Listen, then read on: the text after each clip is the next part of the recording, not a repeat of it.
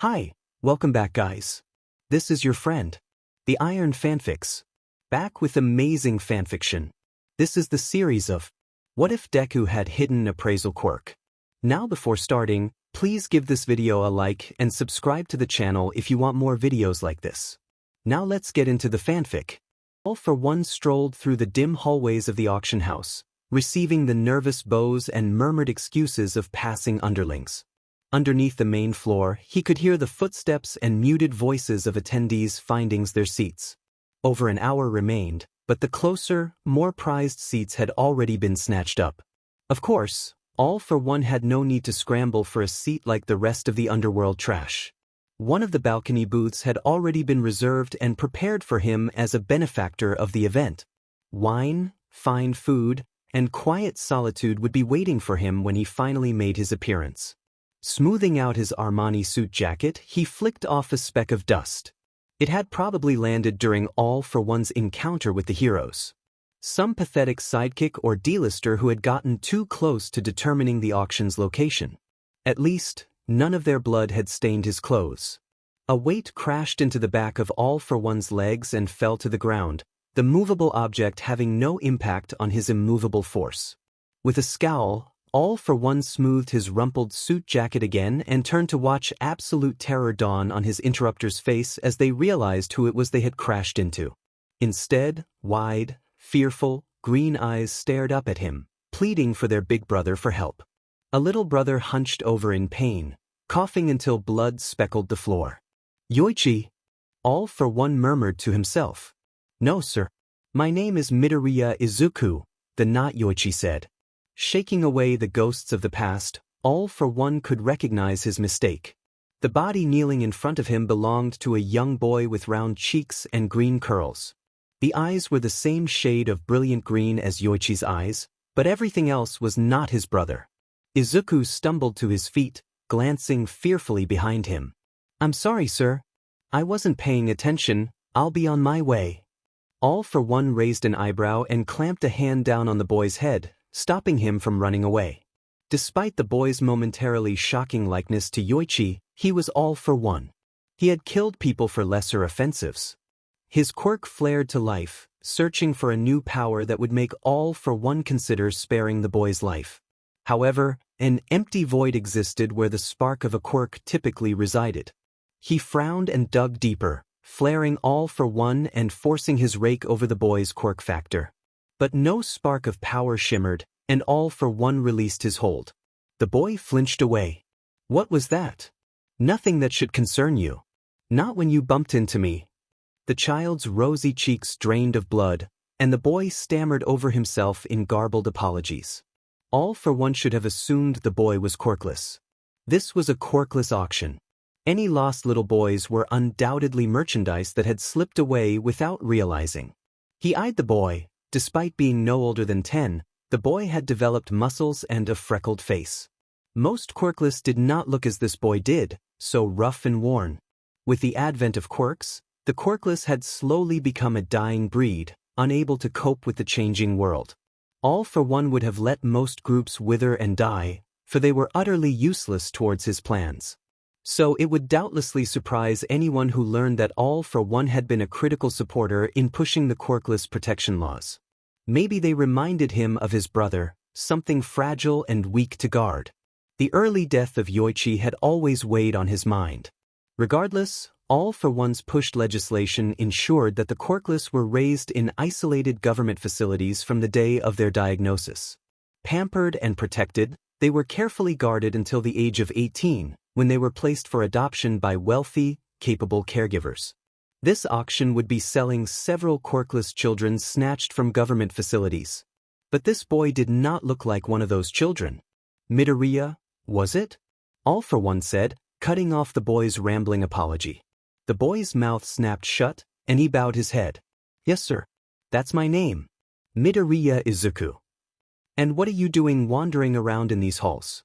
Are your parents aware you're here? I'm shocked they would bring someone as young as you to an auction such as this." "I'm sorry, sir.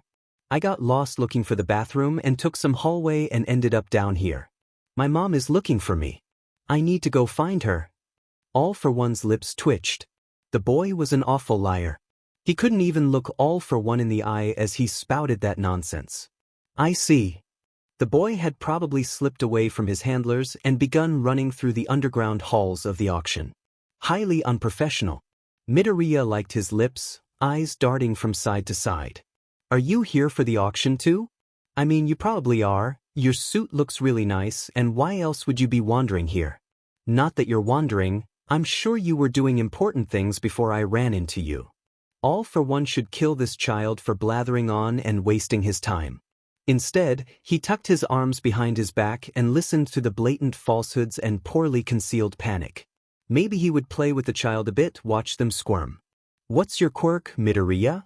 Quirk analysis, came the boy's practiced reply. Yes. The boy was obviously never taken to any facility. Quirk analysis?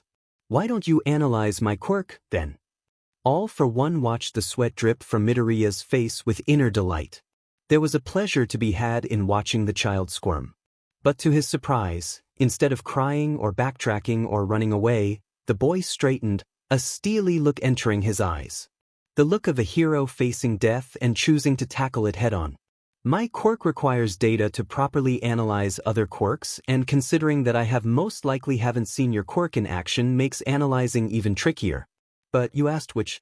Means I probably have seen something that might hint at it, or you want to see my best guess. I'm seeing no obvious mutations, but some of them can be hidden, especially under a suit like that. Still, the most common quirk type is emitter, and there wouldn't have to be an obvious sign for it. The boy carried on, his speech becoming more muttered and frantic. All for One had to even activate one of his hearing quirks to keep up with the boy's analysis. That degree of pride which would lead me to assume that it's powerful. Something that could be used to easily defeat your enemies. And that you're down here, which would mean that it's something that intimidates others. The boy was entirely lost in his rambled thoughts, his eyes glazed over, hand perched on his chin. He was nowhere close to guessing the true nature of All for One, but considering that the boy was quirkless and had limited information to go off of, his deductions were impressive. It would be fascinating to see the boy's reaction to some of the quirks All for One had nestled deep inside. Footsteps thudded farther down the hallway, and the boy startled out of his analysis right as the auction's guards stumbled upon them.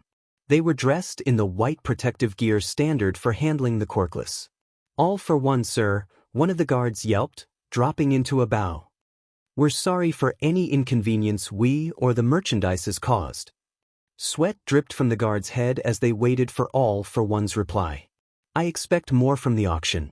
My patience is a precious resource. The guards paled suitably. Yes, sir. Midoriya attempted to slink away during the exchange but stopped when guards thundered down the opposite side of the hallway, caging the boy in. All bliss of analysis had been replaced by terror, the look of a mouse cornered by a cat. Come here, little boy, one of the guards said, twisting his voice into something syrupy sweet. He raised his hands that were covered in soft, padded gloves, specially prepared for handling quirkless. The government taught that the quirkless were weak and easily broken. They couldn't take violence or harsh words. But judging by the furious right hook the boy threw, catching the guard in the nose, Midoriya was determined to break that stereotype. The guard stumbled away, clutching a dripping nose. Midoriya curled his hands into fists. I'm not going with you. I won't be sold and carried away. I'm not weak. I'm not quirkless. The boy darted for a gap in the guard circle, but a guard with rabbit legs lunged forward, tackling the boy to the ground. Get the chair, the guard yelled, tightening her hold on the failing boy. The other guards wheeled a padded chair toward the pinned boy. Despite their incompetence in allowing the child to escape, the group efficiently lifted the boy up and strapped him into the chair. Midoriya fought the entire time, managing to leave what would be colorful bruises on several of the guards. The guards' soft, soothing tones of there, and you're okay, little one, were becoming more harried as they scrambled to tighten the straps. Finally, the boy was secured, padded straps crossing over his chest, waist, and forehead. Additional restraints pinned his ankles and wrists against the chair. Let me go. Let me out of this chair. I'm not quirkless. Midoriya's eyes turned towards All for One, pleading desperately. Tell them I'm not quirkless. I have a quirk, and it's quirk analysis, and I need to go. The guards turned towards All for One, not believing the boy's claims but unwilling to potentially cross the ruler of the underground. All for One approached the chair, keeping his gaze fixed on Midoriya. Those green eyes were welling with hopeful tears. Please, sir. All for One rested his hand in the boy's hair, carding his fingers through the green curls. The guards straightened, waiting for his order, and Midoriya strained underneath the straps to look him in the eye. Wrapping a single ringlet around his index, All for One spoke. This little one is lying, I'm afraid. He is, in fact, quirkless. No, I'm not. I have a quirk. I do. The guards swarmed in, Midoriya screeched, but the guards quickly wrapped a thick blndfld around the boy's eyes and inserted a GG into his mouth. Now blind, gagged, and restrained, the boy could do nothing but futilely thrash. Empich no wap yerpenklemp. Imnump. Again, we're sorry, sir, for interrupting you, said the female guard with the rabbit mutation. She bowed deeply. We'll make sure he doesn't bother you again. Any other product I would have disposed of, but the quirkless. He allowed his hand to rest on the boy's head again, feeling the child tremble underneath. The quirkless are rather pathetic, weak in nature, but worth preserving. I'll be intrigued to see what he goes for in the auction. MRPMH. The guards bowed a final time before spinning the chair around and pushing the struggling boy away. All for One stood watching them leave, even after they had disappeared down the dark hallway. There was something so familiar about the boy, something that brought back memories of his little brother. This wasn't the first time he'd seen his brother in a stranger's eyes. But Midoriya's lingered in a way the others didn't. Turning, All for One began walking towards the stairs that led to his booth. Midoriya Izuku, he murmured to himself. He hadn't planned on bidding during the auction, but maybe he would. Izuku squirmed against his bindings, trying to find any give or way that he could wiggle out. He was a good wiggler. He had managed to wiggle out of Kaken's grasp and other bullies who wanted to hurt Izuku. Mom had even enrolled Izuku in self-defense classes, and just last week, Miss Sayazaka had said Izuku was one of her best students ever. But these straps were so tight. It was like that one time they took a cab, and the seatbelt dug into Izuku's stomach and chest, but he couldn't take it off. Because it wasn't safe. However, Izuku didn't feel safe in these straps. The chair he was sitting in kept moving, twisting down the hallways Izuku had gotten lost in. Izuku wished he could at least see where he was going, but the blndfld was covering his eyes, and his tears, and no one would listen to him when he told them he wasn't quirkless. Everyone seemed to know he was lying. Even that kinda scary man who had Izuku analyze his quirk. But Izuku didn't give up. I'm a nomf quimps, he yelled through the GG. A hand settled on his head. It's alright, little one, you must have been so scared when you got lost, but it's okay. We're going to take you back and get you ready for someone to adopt you. Won't that be nice? Izuku hated their syrupy sweet voice. They spoke slowly, enunciating every word like Izuku was stupid instead of simply having an extra pinky toe joint. The chair jostled, and the darkness seen through his blndfld lightened. Around him, new voices chattered. He yelled through the GG, trying to get their attention and have them release him, but no one did. Instead, he heard us and voices whispering, so precious. The chair halted, and Izuku strained against his bindings. Is this him? Yeah, somehow he got out during transport and was running around the hallways. The voice lowered. All for One found him. All for One. I know. Hopefully he doesn't say anything. We were lucky it was a quirkless that ran into him. Its soft, gentle nature seemed to calm him. Izuku's nose wrinkled. Were they talking about the man Izuku spoke to? The one who had Izuku try to guess his quirk? I see. Well, let's get this one prepped for the auction. Hands carded through Izuku's hair and then drifted down to cup his cheeks. He's more rugged than I'm used to working on. Was he a feral? Paper flipped, someone sifting through files. No, it looks like he was an undocumented. His mother kept him hidden for most of his life. He got discovered by a paramedic after a villain attack. He had just been picked up by the commission when we raided the facility. That would explain the appearance. The voice sighed. He'll take me a while to tidy up. Give me as much time as you can. Of course, we'll shift his slot to later. It shouldn't be too difficult. Steps clicked away. Now then, let's get you prepped, baby boy. We want you looking your best, do we not? Amambis. Izuku yelled back. He wanted to go home. Of course. Just tell me how you feel. Grumpy baby, aren't we? Hands were back in Izuku's hair, twisting around the curls. They were rubbing something thick and sweet-smelling, forcing his curls to smooth out and lay calm.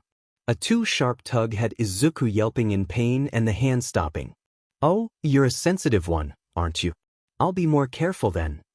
But they didn't stop. Izuku could feel them combing his hair, the thick gunk making his hair lay uncomfortably. He hated putting gunk in his hair.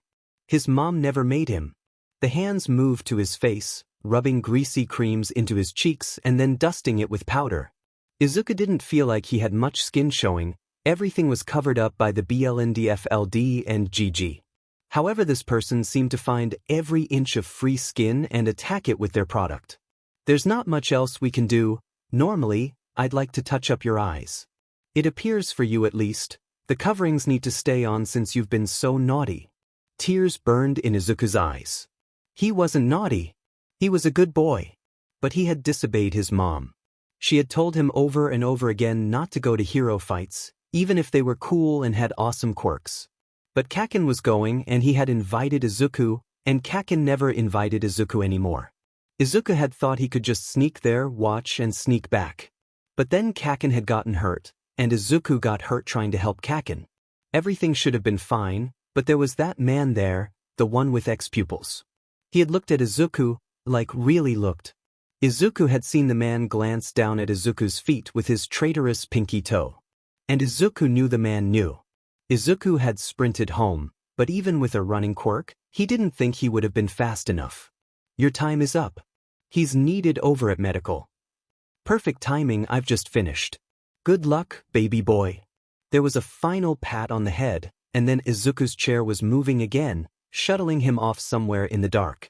When he finally stopped, he felt someone roll up his sleeve, twist something tight around his arm, and swipe something wet against the crook of his elbow. Hey, buddy, a cheerful male voice said. I'm going to make sure you're all nice and healthy before the auction, okay? This first part is always the hardest, so I need you to be a big boy and relax. Before Izuku could get a chance to try to ask what the man meant, he screamed when something sharp pierced his skin. He was vaguely aware of someone making shushing noises and whispering sweet nothings. It's all right. You're okay. Such a brave boy. A minute later, the pain was withdrawn, and a bandage placed over the hurt spot. There we go. Taking blood is always scary, huh? But we needed it to run some tests. Make sure you're all healthy and ready to go home. Now the next part is easy. Just take a deep breath when you hear my stethoscope. It was like being at a checkup at the doctor's office. Izuku was still sniffling but did as the man ordered as he listened for his breathing, his heart, his stomach, and gingerly felt around Izuku's chest and tummy. There were a couple of beeps, something squeezed his arm for a bit, and the man read a bunch of numbers out loud, even though Izuku had no idea what they meant. And the lab work says that you are one healthy boy, buddy, the man announced. Good for you. Now you're all set to go up on stage and charm everyone with that precious face. Good luck. He was patted on the head again and rolled away once more. Izuku thrashed against his chair as they wheeled him out, wishing they would stop combing their fingers through his hair and trying to calm him down. He hated this. He hated how they were touching and cooing over him. He remembered when his mother would gently run her fingers through his hair to comfort him after a hard day in school and would say such kind words in a soft voice. This felt completely different. He felt like a glorified pet. He tried shouting through the GG as a bright light seemed to seep past the BFLD, and he could feel the heat of the intense light shining over him. You'll have to excuse our next little one, ladies and gentlemen, a man's voice boomed out with a good-natured chuckle. Midoriya Izuku, age 7. This adorable quirkless boy was discovered by the world only a couple of days ago. The poor thing had been hidden by his mother, who thankfully has been arrested and is on trial for unlawful possession and treatment of a quirkless. People were gasping in horror and clapping. Why were they clapping? His mother was in prison. Why were they applauding? Mbichai Nufinon. Izuku protested through the GG, but nobody listened to him. Why was nobody listening to him? He didn't want to be here. He wasn't supposed to be here. So you'll have to forgive the poor child for being a little feral, the auctioneer continued. But with the right amount of love and care, I'm sure he'll become quite happy with the home you provide him. I'd like to remind our guests once again that the identification collar will be included in the bid and of our "Leave your career at the door" policy. We are all here to ensure that these precious creatures find good homes, not to judge others for their line of work. Identification collar? What was that? What were they going to do to him? He screamed, even though he knew she was too far away to hear him. Helfma. I home. There were more coos and, how sweet, poor thing. I could just eat him up, he's so precious. He felt a tear trickle down past the BFLD as he began to sob. He didn't like it here. He wanted his mom. He wanted to go home. Oh, it's okay, little guy, the auctioneer sympathetically said as he brushed away Izuku's tear. You're about to get a nice, safe home, right folks? More claps and cheers. Shall we start the bidding at 10 million? The auctioneer called. A beat of silence. 10 million from our shy Hasakai representative. Do I hear 15? 15. 15 from our esteemed Vice President of the Hero Public Safety Commission. Vice President of the Hero Public Safety Commission? What were they doing here? This was against the law. Why was someone like that here? Why were they bidding on him? 15 I'm bid. Do I hear 20? Ah yes, 20 from Feline Hero, Black Cat. Wait, now there was a hero here? But why were they here? Oh, that one got little Izuku excited. You might be in luck. He might have taken a liking to you. Do I hear 25? Why wasn't she stopping this? Why wasn't she trying to save Izuku? It was because he was quirkless. In the hero's eyes, she probably was saving Izuku. Just as Mom always told him they would. They would take him away, lock him up, and never let him go, and they would all say it was the right thing to do. Nobody was going to help him. Nobody was going to bring him back to his mother. Instead, they wanted to take him and lock him up in their homes. Yes, 25 from the vice president? 25 I'm bid. Do I hear 30? 30 from the shy Hasakai. Do I hear 35? 35. 100 million. Izuku froze. He recognized that voice. It was the man he ran into in the hallway. The one who told the guards that he was quirkless and let him get taken away. He could hear the gasps from the audience, followed by the enthusiastic reply of the auctioneer. 100, I'm bid. Do I hear 110? 110. There was a beat of silence, and Izuku couldn't breathe. He had no idea what would happen. He didn't want the man who asked him to analyze his quirk to buy him. Going once. He didn't want anyone to buy him. Going twice. He didn't want to be here. Sold. He wanted to go home. Sold for 100 million to the generous All for One. Thank you, sir. You may pick up your new boy and his information with our lovely clerk at my left. Izuku felt himself wheeled away, and it became hard to breathe. It's all right, sweetie, someone cooed. Take a deep breath. It's okay. You just got adopted by a nice man who will take care of you. Let's just get you all ready to go. Izuku shouted through his GG, pleading that he had a quirk, that he didn't want to go with the man, that he already had a home. But nobody was listening. He felt the gloved hands stretch around him, and he gasped as something heavy but velvet clamped around his throat. He screamed through the GG, only for more people to slide his shoulders, cheeks, and hair and comfort him. I'm sorry, baby, but you need your identification collar. How else will people know you need to be protected if you get lost or need help? Izuku tried to protest when something cold and wet wiped across his earlobe. What were they? Be brave, darling. Just a pinch and it'll all be over, okay? Just a pinch? What were they going to do with him? Izuku still couldn't see. He wanted to know what they were doing. A pair of fingers gently tugged his earlobe and held it in place. 1, 3. Izuku yelped as something sharp pierced his ear. There we go, all done, the lady cheered. You did so well. Such a brave boy. Your guardian will clean it every night for the next few days, so we can make sure that your ear stays nice and healthy. Such a good, sweet boy. Izuku sniffled. He had been trying so hard to be brave and strong for his mom.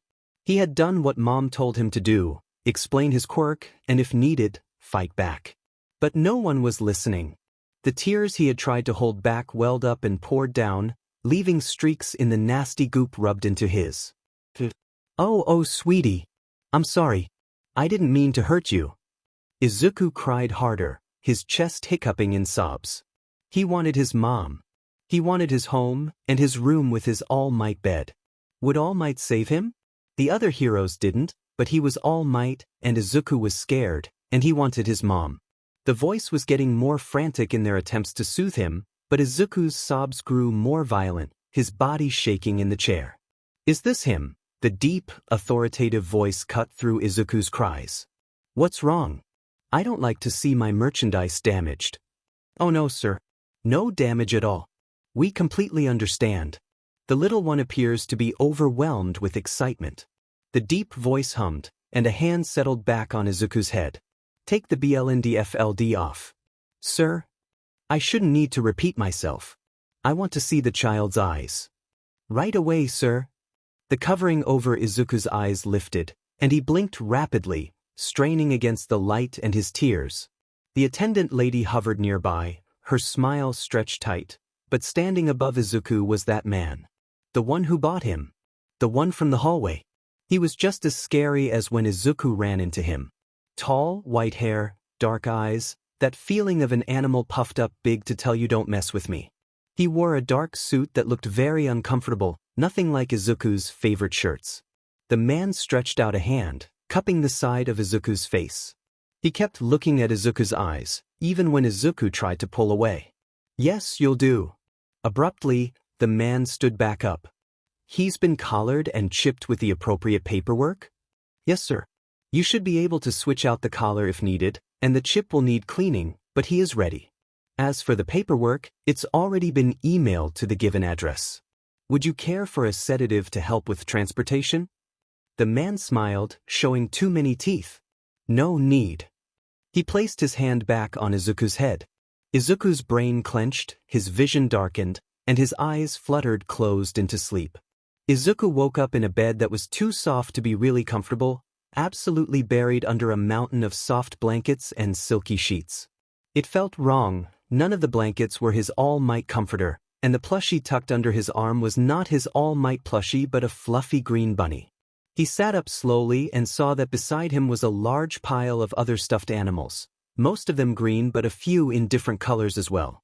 The blankets reminded him of a large baby's blanket with warm, pastel colors that were incredibly soft. He tried to get a better look at where he was, only for his view to be obscured by a set of large, off-white bars that surrounded three sides of the bed that did not touch the wall. He felt like he was in a giant crib. He peeked through the bars as he struggled out of the blankets that covered him, trying to get a better look at the room. The room, it wasn't his. There were no windows, but the walls were painted to resemble forests, mountains, and beaches. The floor looked thick and padded like someone had laid down one large pillow over it. He could see a table and a few chairs, a desk and bookshelf, a couch in front of a large television, a colorful rug and a gigantic trunk full of toys, a small corner full of beautiful flowers and plants, with a small fountain of trickling water. In another corner was a jungle gym set, like the ones he'd play at on the playground, with cushioned railings and edges, and a slide that ended in a small pile of pillows. There was also a swing farther away from the wall with extra pillows surrounding anywhere he might fall. It was pretty, but it wasn't home. Izuku opened his mouth to call for help, but then quickly shut it. The people from last night, there had been a hero there, and someone from the Hero Public Safety Commission. It was the police and the people in the white uniforms who had taken Izuku away from Mom and put her in HNDCFFS, even though she did nothing wrong. For all his teachers and adults said about trusting the police and heroes, Izuku knew that he couldn't ask for help. They would just try to bring him back to a facility until he was adopted, or they would bring him back here. They wouldn't care that he could take care of himself, or that he already had a mother and didn't need to be adopted. They would just treat him like a fragile little glass toy, maybe even strap him in the chair and blndfld him again. He wasn't going to sit here and let them do that to him again. He had learned self-defense, and he had been able to escape Kaken and his friends lots of time. He wasn't weak, he was strong. No matter what anyone says, Izuku, you are strong, clever, and brave. Remember that, Izuku. Don't ever let anyone make you believe you are too weak to be free. Mom had always told him that every night when she kissed him goodnight. Izuku believed her, even after Kaken and the others teased him over having such a weak quirk, or when he learned about the quirkless care laws. Even if he didn't feel very strong or brave now, he had to be because that's what Mom would want. She would also want him to get out of here. Izuku began to climb up the pile of stuffed animals to reach the top of the bars and managed to haul one leg over the edge. He held on tight to the bars as he lifted his other foot out, and let go as he landed on the giant pillow that was the floor. He looked down and realized someone had changed him into soft, yellow onesie pajamas that had some sort of hood he couldn't see and sleeves that looked like wings while he was asleep. He shivered at the thought and began to look around for a door. Even though it was one large room, the entire place seemed bigger than his apartment with Mom. Now that he wasn't being blocked by bars, he could see more toys and games around the table and desk, and a bathroom on the other side of the room with a gigantic bathtub sunken into the floor itself. Looked more like a swimming pool than a bathtub. Now came the most important question: where was the door? Izuku almost didn't see it at first. It was painted to look like the rest of the walls, but he did eventually find it on the wall that looked like a large forest. He ran, ignoring the way his feet bounced awkwardly on the plush floor, and began to scan for a way to open it. He eagerly felt along the sides, the center, the bottom, and the top. His heart began to sink when he realized there was no handle. No, that couldn't be right. They wouldn't lock him in a room and not put a handle on his door. There had to be a way to open the door. There had to be a way to get out. He tried to pry the edges of the door back but only succeeded in breaking and hurting his fingernails. He hissed in pain but quickly swallowed it back as he began to shove his entire weight against the large, heavy door. "Can anyone hear me?" he shouted. "My name's Izuku. I'm not supposed to be here. Can anyone hear me? Please, someone help me. Somebody help. I'm in here, somebody help me." There was no answer, no matter how much he shouted. The door didn't budge, no matter how many times he threw all of his weight at the door, only to bounce back to the padded floor. It was no good. Nobody was coming to save him. Nobody wanted to save him. They all thought this was where he belonged. Izuku's hand grazed something cool and smooth, and he realized whatever they had put around his neck at the auction was still there. He quickly got to his feet again, but this time he ran to the bathroom instead of at the door that couldn't open. In the mirror, he finally got a look at what was under his fingertips. It was a collar. A sleek, shiny collar made of black metal, with writing stamped into the sides and under his chin.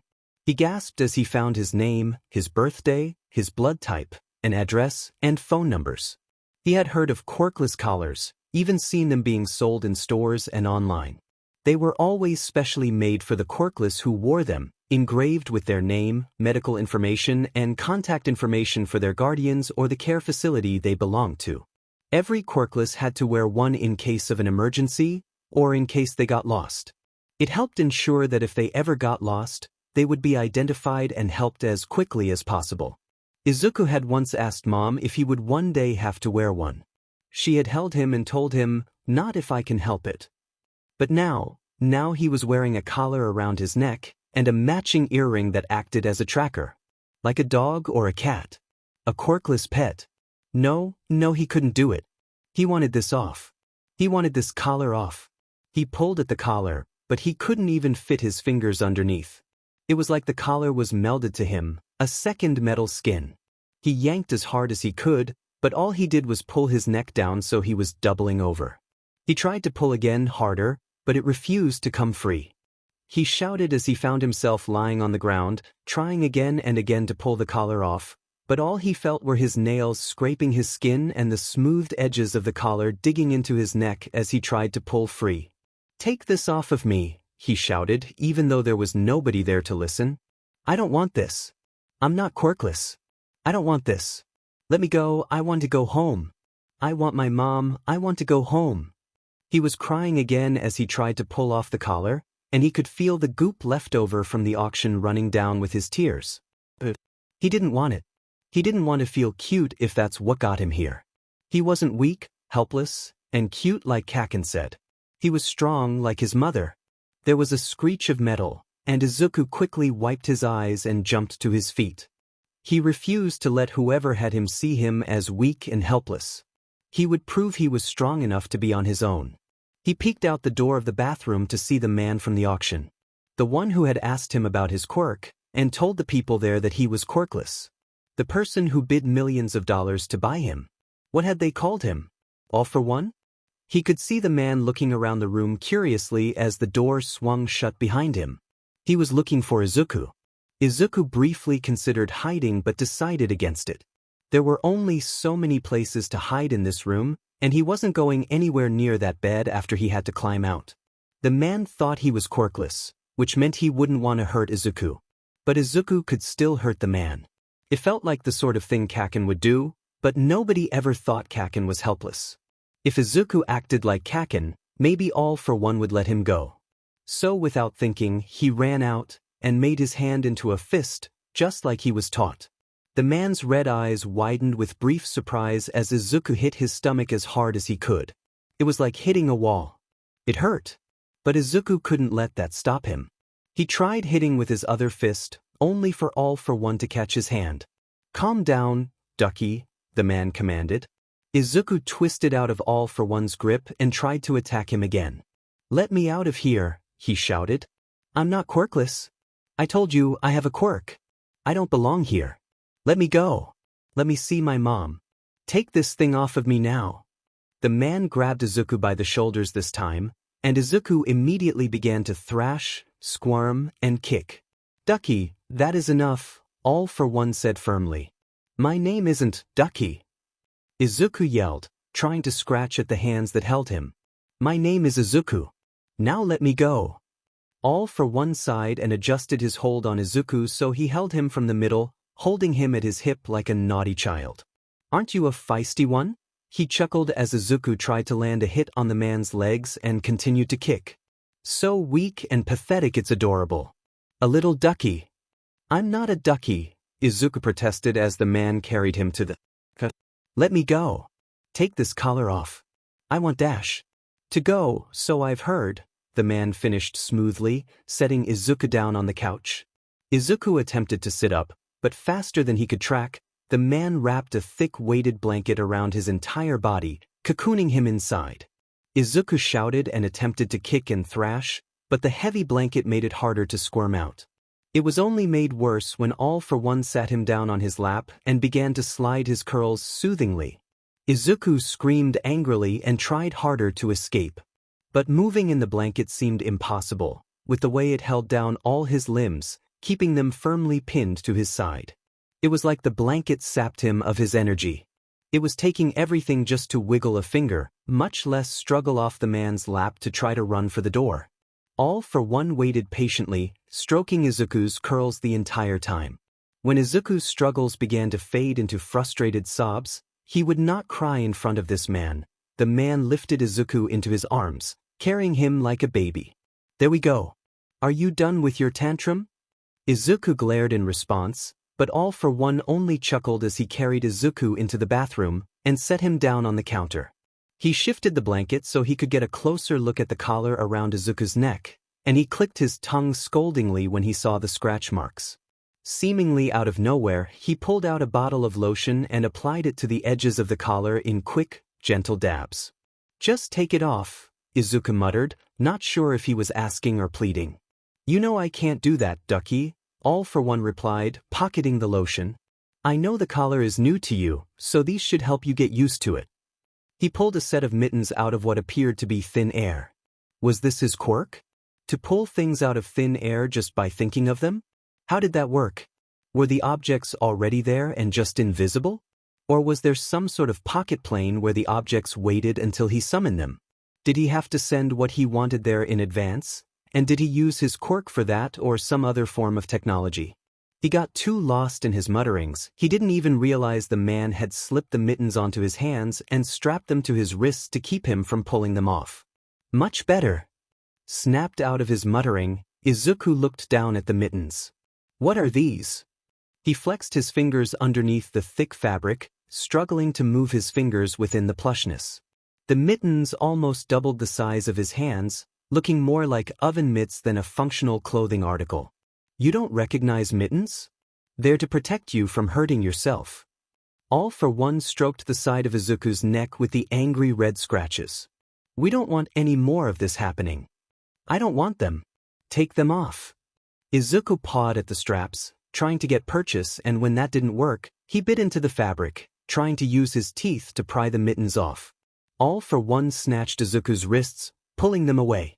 Rather feral, aren't you? I don't want them. I don't want to be here.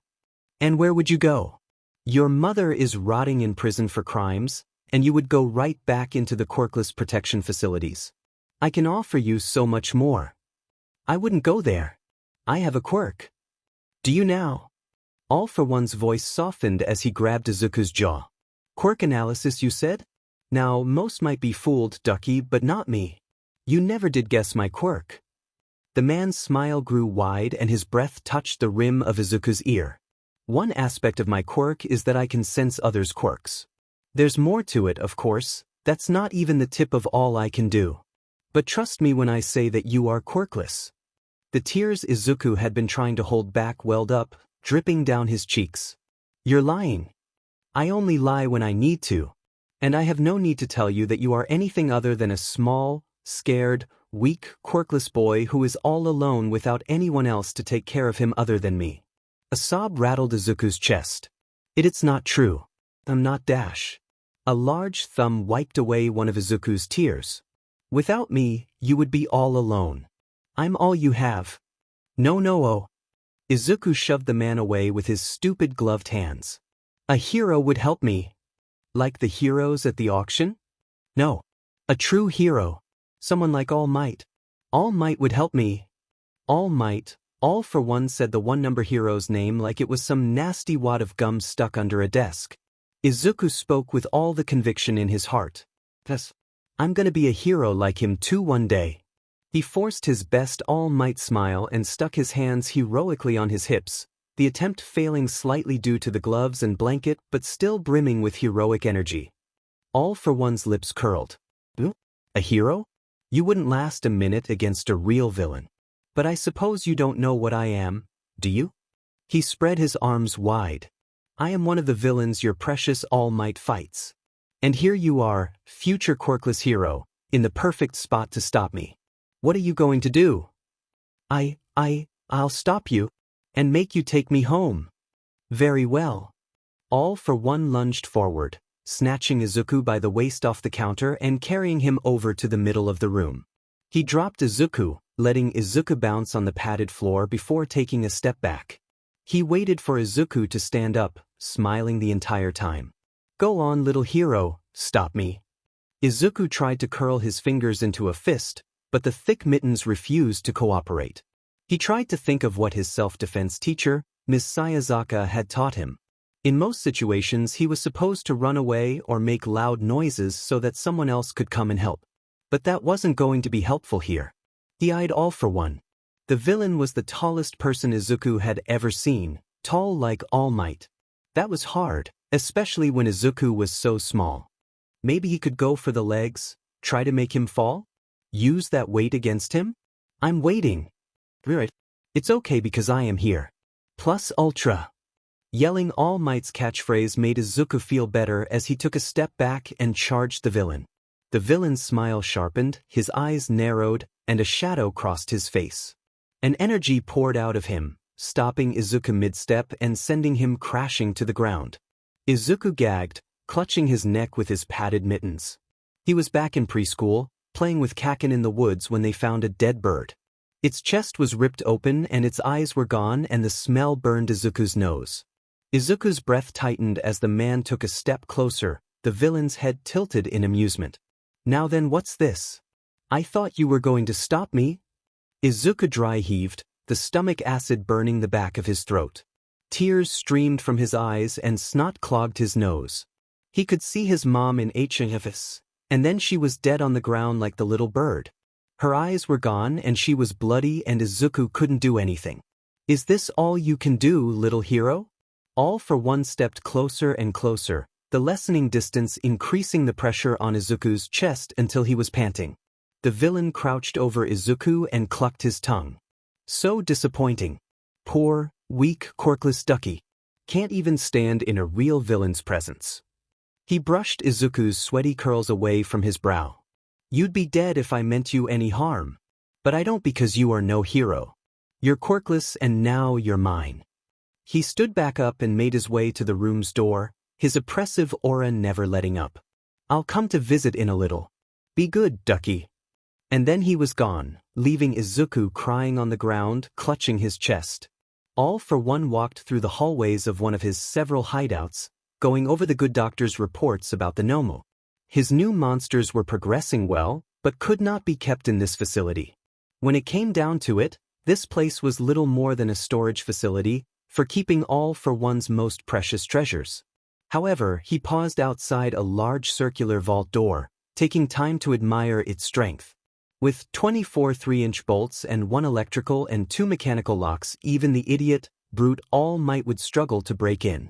Of course, considering the vaults contained treasure, the extra security measures were probably unnecessary. Izuku and his quirklessness would struggle to escape even if the door was wooden with a flimsy lock.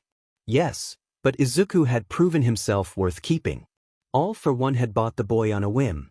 Yes, he had some lingering pity for the poor pathetic quirkless souls incapable of defending themselves.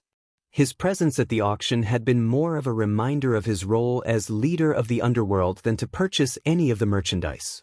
But Izuku, young and foolish, had bumped into All for One, and he had been struck by the boy's hauntingly familiar green eyes.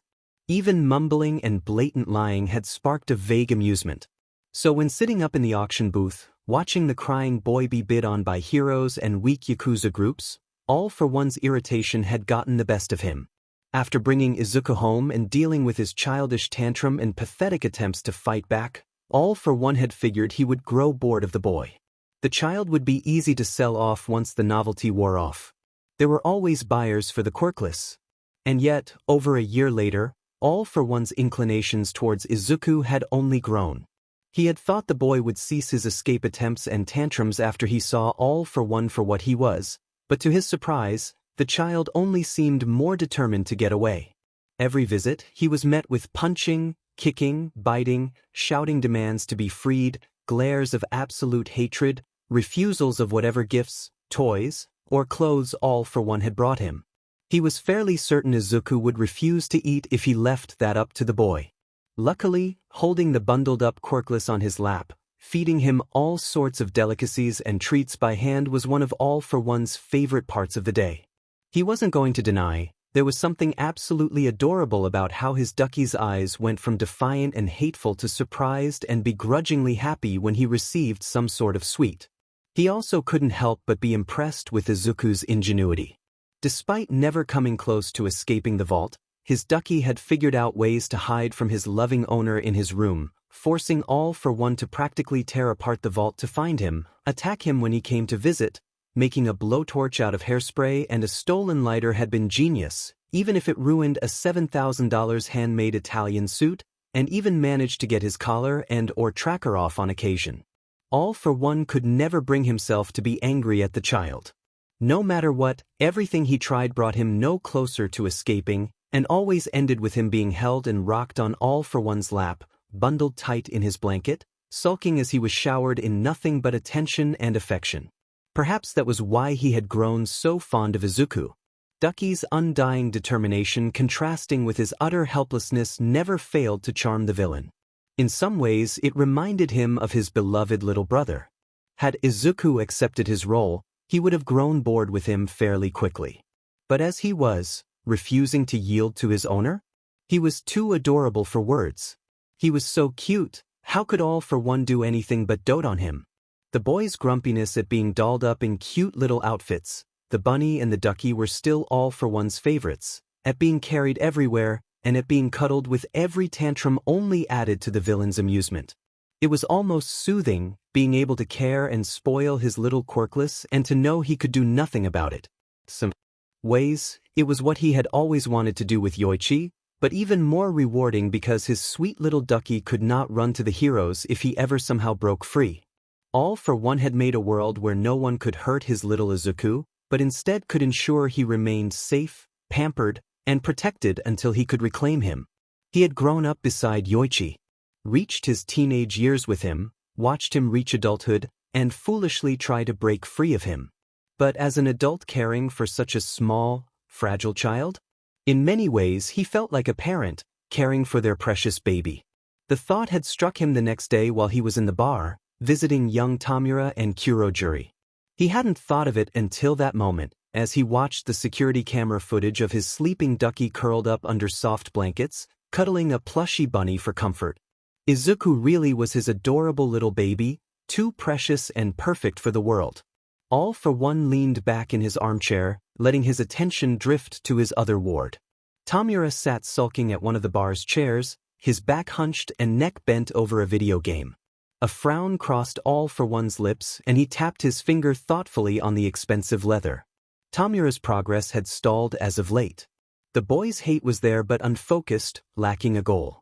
There were plenty of haters online spewing nonsense and vitriol towards society and heroes, even the number one hero, All Might, although those were fewer in number. Even worse was Tamura's irrational fits of destruction. All for One enjoyed watching Tamura's violent rages, the way he would decay everything in his path, but Tamura lacked restraint. He couldn't suppress his rage and hold it for later to release even greater destructive quantities. Tamura scratched at his neck as he argued with his Nomu caretaker. The boy's eyes bulged in frustration, the dismembered hand on his face quivering until Tamura slapped a hand down and decayed half of the bar. Yes, something would need to be done. Another flash of movement on the screen caught All for One's attention as he watched Izuku stumble over the protective bars of his bed, rubbing his sleep-filled eyes as he shuffled over to the bathroom. He glanced back to the other screen where Tamura threw a cup at Kurojiri and back to Izuku washing his round face under the bathroom faucet. All for One rose from his seat. Tamura! The teenager's head popped up like a trained animal heeding the obey of its master.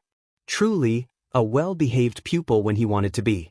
Perhaps that was why All for One might have grown bored of him if not for his purpose. Izuku fought constantly, requiring attention and affection. Tamura obeyed at the slightest hint of promised love. Yes, sensei? Come with me, I have something to show you. Izuku sat on the swing, book nestled on his legs as he allowed momentum to gently rock back and forth. The room's playground had gotten boring over 7 months ago, but Izuku would occasionally sit on his swing flipping through whatever book or comic All for One had last brought. Today it was a science textbook, the one he should be studying if he hadn't been pulled out of school and trapped in a single room. He read about the different planets of the solar system, of stars, constellations, and so many other things that people were still trying to understand even with the development of different quirks. He read about how large and unexplored the universe truly was, and how much there was to discover for those who wished to study it. And he never could, because his universe had been reduced to this room filled with cushions, soft blankets, stuffed animals, collars around his throat, and a tracker in his ear. All for One hadn't wanted Izuku to have such advanced material. According to him, most quirkless didn't continue to attend school or have tutors after being adopted. It had taken Izuku yelling, biting, hitting, and lastly pleading on his knees for All for One to allow Izuku to continue to learn. Even now the memory made his cheeks burn in embarrassment and frustration. But he had textbooks now, and a monitored online learning system through a laptop. Izuku had to be smart and educated for when he escaped, especially if he wanted to be a hero. He tried to ignore the quiet voice telling him he had no chance of escape and this was simply a ploy to avoid boredom. Izuku shook his head. It was best to avoid thoughts like that. The bedroom door began unlocking and Izuku leapt to his feet, scrambling over to the covered slide. Throwing off his slippers, he leaped into the circular opening and scaled the smooth plastic. Once at the middle, he stopped, using his feet to brace his back against the slide and stay suspended, half up, half down. The room's door screeched open, and even meters away, tucked inside the slide, Izuku could feel the villain's aura. Izuku, All for One called, the door shutting behind him. I'm back. Come out, my ducky, Izuku bit his lip and tried to slow his breathing. All for One always found him, but the longer Izuku could delay the onslaught of cuddles, the better. When Izuku didn't reveal himself, the villain chuckled. "We're playing that game again? Alright then, but you know I always win." Izuku strained to listen as All for One began his hunt. The padded floor's muffled sound and made it difficult to know if All for One was getting closer. Inside the slide, every one of Izuku's breaths sounded like a gust of wind, magnified and carried down through the slide's tunnel shape. He shouldn't have hidden here, but he hadn't expected All for One to visit so early in the day. The slide wasn't a great hiding spot, but it was the closest to the swing. All for One hadn't said anything in several minutes. Izuku strained for any sound, a ruffle of clothes, the soft pad of shoes, a low hum. "Ah, there you are, Ducky." Izuku squawked as an arm snaked up the slide and latched around his ankle, pulling him. Screaming to the bottom. He tumbled into an outstretched blanket, his face smashed into the fabric and his limbs quickly wrapped up and bound. Fighting was useless. Even without the weighted blanket, it was impossible to escape All for One's grasp. But that didn't stop Izuku from thrashing as he was lifted up and tucked against a firm chest. All for One's eyes squinted in pleasure. "Were you playing hide and seek again?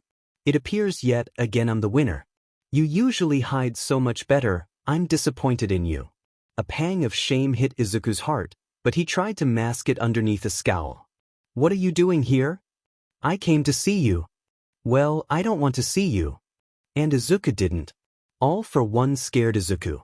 Izuku would never forget that first day in this room, and the aura All for One emitted. All for One was a villain, and a bad one too. Izuku got lonely. He had no one to talk to or see or interact with except All for One. It made Izuku jittery when All for One didn't stop by. No one would know where Izuku was or what had happened if All for One died or stopped coming. Izuku would be alone, trapped in this padded room. The villain's presence was then both a pain and a need. It didn't mean Izuku had to like it though. "What's that?" a raspy voice asked. Izuku stiffened, and All for One took the opportunity to wrap the blankets even tighter. But Izuku didn't care. That was a new voice.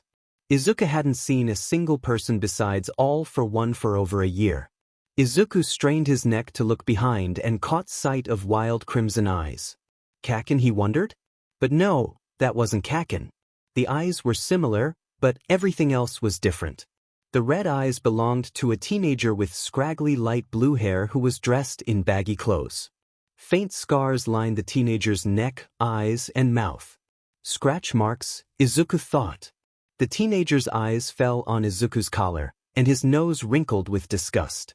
This is what you wanted to show me?" The teenager spat. He pointed an accusing finger at Izuku. "It's a quirkless. Why are you showing me a quirkless?" Sensei didn't visit Tamura very often. His master was too busy with other business, and Tamura was often left alone with Kurogiri. So when Sensei said he wanted to show Tamura something, the anger constantly burning in his chest had relaxed into something closer to pleasure. He had followed Sensei through Kurogiri's portal to a dark hallway with a large circular vault door. Tamura had feverishly watched Sensei turn each lock, wondering what was hidden behind the tons of steel. Tamura had hoped for a weapon or an army, something he could use to destroy Hero Society. But even a new video game would have been nice. He hadn't expected this plush, pastel playroom or the squirming child All for One was holding. Tamura scratched at his neck as he glared at the quirkless brat. This was what Sensei wanted to show him? "Come now, Tamura, sit down." Tamura flopped onto the couch, arms crossed. He was probably leaving dust and dirt on the fabric, and the thought made him smirk internally.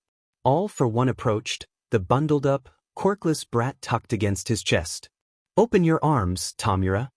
Tamura scowled. "Now." A dark tone entered, triggering an immediate reaction. Tamura jolted straight and unwound his folded arms. To his surprise, Sensei placed the bundled-up brat on his lap. Without thinking, Tamura latched his arms around the brat to keep him upright.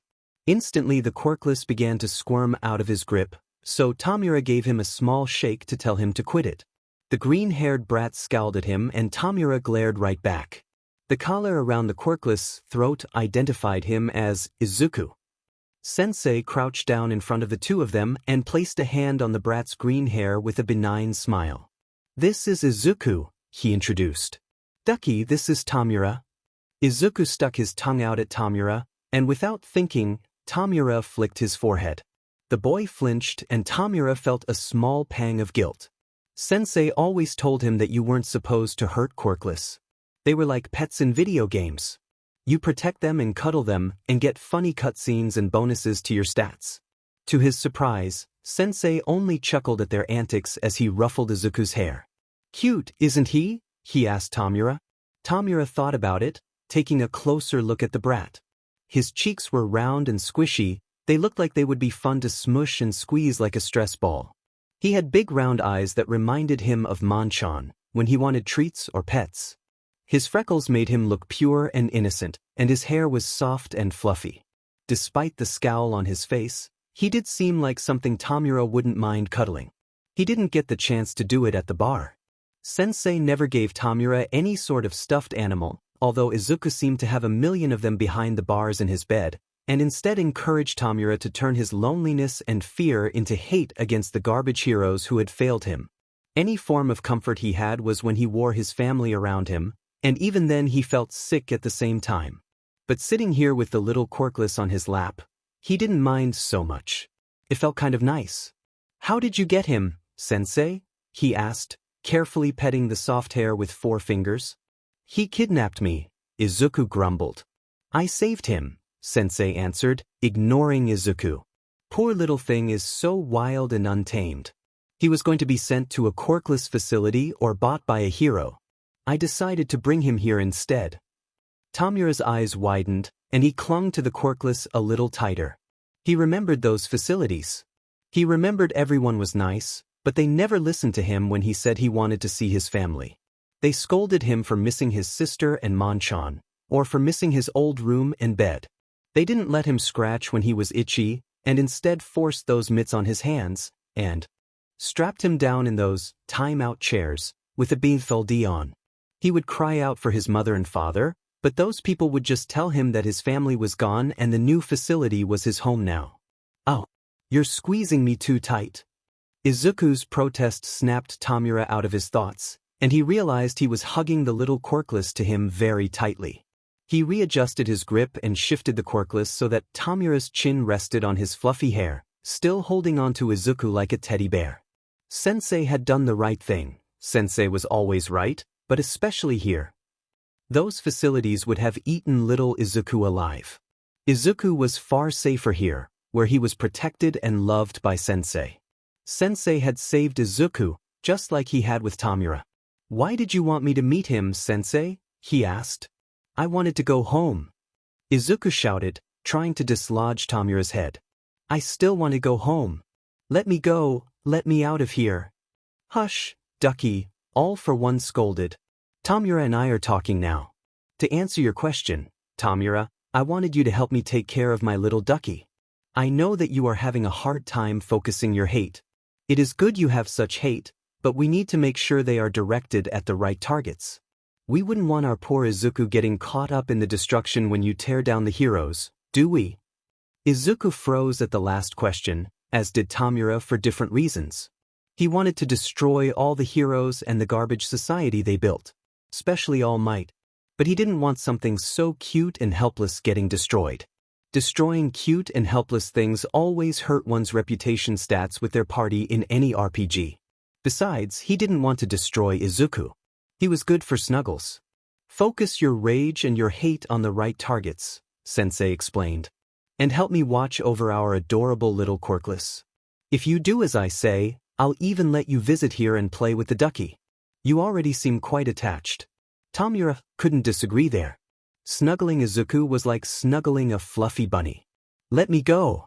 Izuku exclaimed, trying to wiggle out of Tamura's arms. "I'm not some quirkless pet. I'm a person and I want dash." He was cut off when Sensei pressed a chocolate candy into the quirkless' mouth, cutting him off with the sweet. The boy's glare at Sensei was pretty adorable. "What do you think, Tamura?" Sensei asked. "Want to help me care for little ducky?" Help Sensei in a side quest that would get him all sorts of stat bonuses and cuddles? Tamura felt like Christmas had come early. Yes, Sensei, he replied, hugging the quirkless close. I would like that very much. He's such a cute NPC. Sensei ruffled both of their hair, and Tamura preened under the attention as he rubbed his cheek against Izuku's plump, freckled cheek. Wonderful. Let me show you what to do to take care of him. Izuku's protests to be left alone and to be freed were ignored as All for One instructed Tamura on how to wash Izuku, how to dress Izuku, how to feed Izuku, how to properly cuddle Izuku, how to play with Izuku, and how to tuck him in bed for his nap. Tamura listened carefully to every word Sensei said, making sure to follow every instruction to the letter. He wasn't going to lie. It was nice to take care of something so small and helpless. This might not be a bad side quest after all. A rattling cough exploded from Izuku's mouth, spraying his sheets and stuffed animals. Buried deep in his bed, Izuku groaned and used a spare corner of a sheet to wipe his boogery nose. His head was tight and aching, his sinuses stuffed, and his limbs were aching. Izuku didn't need a thermometer to know that he was sick. The room's automatic lights had turned on several hours ago, announcing with that bright, painful sensation that it was time to get up. Izuku ignored them, staying buried under the sheets of his bed, trying to block out the light. Even locked in this room, eventually, Izuku was bound to get sick. He supposed it was Tamura's fault. The teenage villain in training had been visiting Izuku for several months now, sometimes with All for One. But the last visit, was it 3 days ago? Tamura had seemed rather pale, his skin clammy and nose stuffed. Tamura hadn't even spoken much to Izuku. Usually, Tamura would rant about All Might or some other hero, and Izuku would endure it if only to hear of the outside world. But last time, Tamura had tackled Izuku, wrapped him up, and spent the next 2 hours with his face buried in Izuku's hair as he napped. Another cough made Izuku's chest clench. Yeah, it was Tamura. Izuku scrubbed his face. He felt grimy and gross and cold, but the walk to the shower didn't seem worth it. Maybe if he slept some more, he would feel better. When he was sick in the past, Mom would always put a cool cloth on his head, pile on blankets, and feed him warm rice porridge. Her eyes would soften with worry, and she would slide his back as he drifted into sleep. More than anything else, having Mom there made him feel better. But she wasn't here to do that now. She was in prison because Izuku was stupid enough to get caught. Was Mom even all right? Tears flowed down Izuku's cheeks, soaking his pillow. He hadn't thought about Mom in so long. It hurt too much when he was trapped in this room, and she was gone. But that wasn't fair of him when she was probably in a worse place. All for One said Izuku's mom went to prison. Like she was some criminal that some hero defeated. Izuku cried harder, pressing his fist against his mouth to muffle his cries. He missed Mom so much. More than anything else, he missed her. He let everything else fade into the background as he cried, begging through sobs for his mom to come back, apologizing for being so stupid, so dumb, so bad, so useless and pathetic and quirkless and... What is going on here? The sheets flew off him and Izuku winced, shielding his tear-filled eyes. Above him, All for One towered, dressed like... always in that stupid suit and that stupid smile. He was mean, and he was a villain, and he wouldn't let Izuku go home. But All for One stood there, the sheet still in hand, his eyes narrowed and his smile thinned. What's going on, Ducky? What are you crying about now? Izuku sniffled and reached for the sheet, wanting to hide again from the villain, but the villain threw the blanket to the side. I want my mom. He coughed again and went to wipe his nose on his wrist, but All for One snatched it. The villain leaned over the bars surrounding the bed and rested the back of his palm on Izuku's forehead for several seconds. 39 degrees Celsius. All for One clucked his tongue. You have a fever, Izuku. Fine. Let me be. All for One's eyes squinted. Of all the things to take after Yoic, no. No, I'm afraid I can't leave you alone. He clamped his hand around Izuku's nose and mouth, tightening his grip when Izuku tried to squirm away. A deep, clogging smell overwhelmed Izuku's senses, and he felt his eyes flutter shut. He was being forced to sleep, and with his body so worn, Izuku fell into slumber. All for One could feel his ducky's fever even as he held him in his arms for the doctor to examine. The boy was still asleep, shivering in spite of the blankets and warming quirk All for One used, and the sheen of sweat that covered his pale face. "Has he been exposed to anything?" Dr. Tsubasa asked as he completed his examination. "Tamura has recently developed a cold," All for One admitted. "I did not realize it when he visited Izuku, or I would not have allowed it." The truth was, seeing little Izuku like this reminded him far too much of Yoichi. He was worried even though he didn't dare admit it.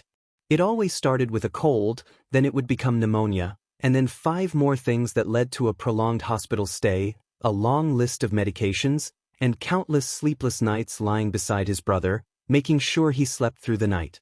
He would have to give Tamura quite the talking to next time, to make sure his student realized the consequences of getting his little ducky sick.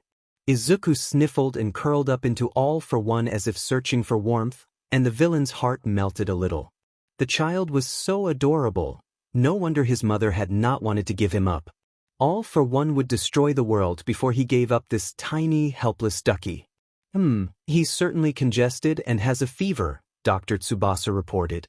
"I'll give you some medications and a nebulizer to keep his airway cleared. I'll also run some tests, make sure it's nothing bigger." All for One nodded and gently forced Izuku's mouth open, allowing the doctor to insert a cotton swab and rub it along the surface of Izuku's mouth.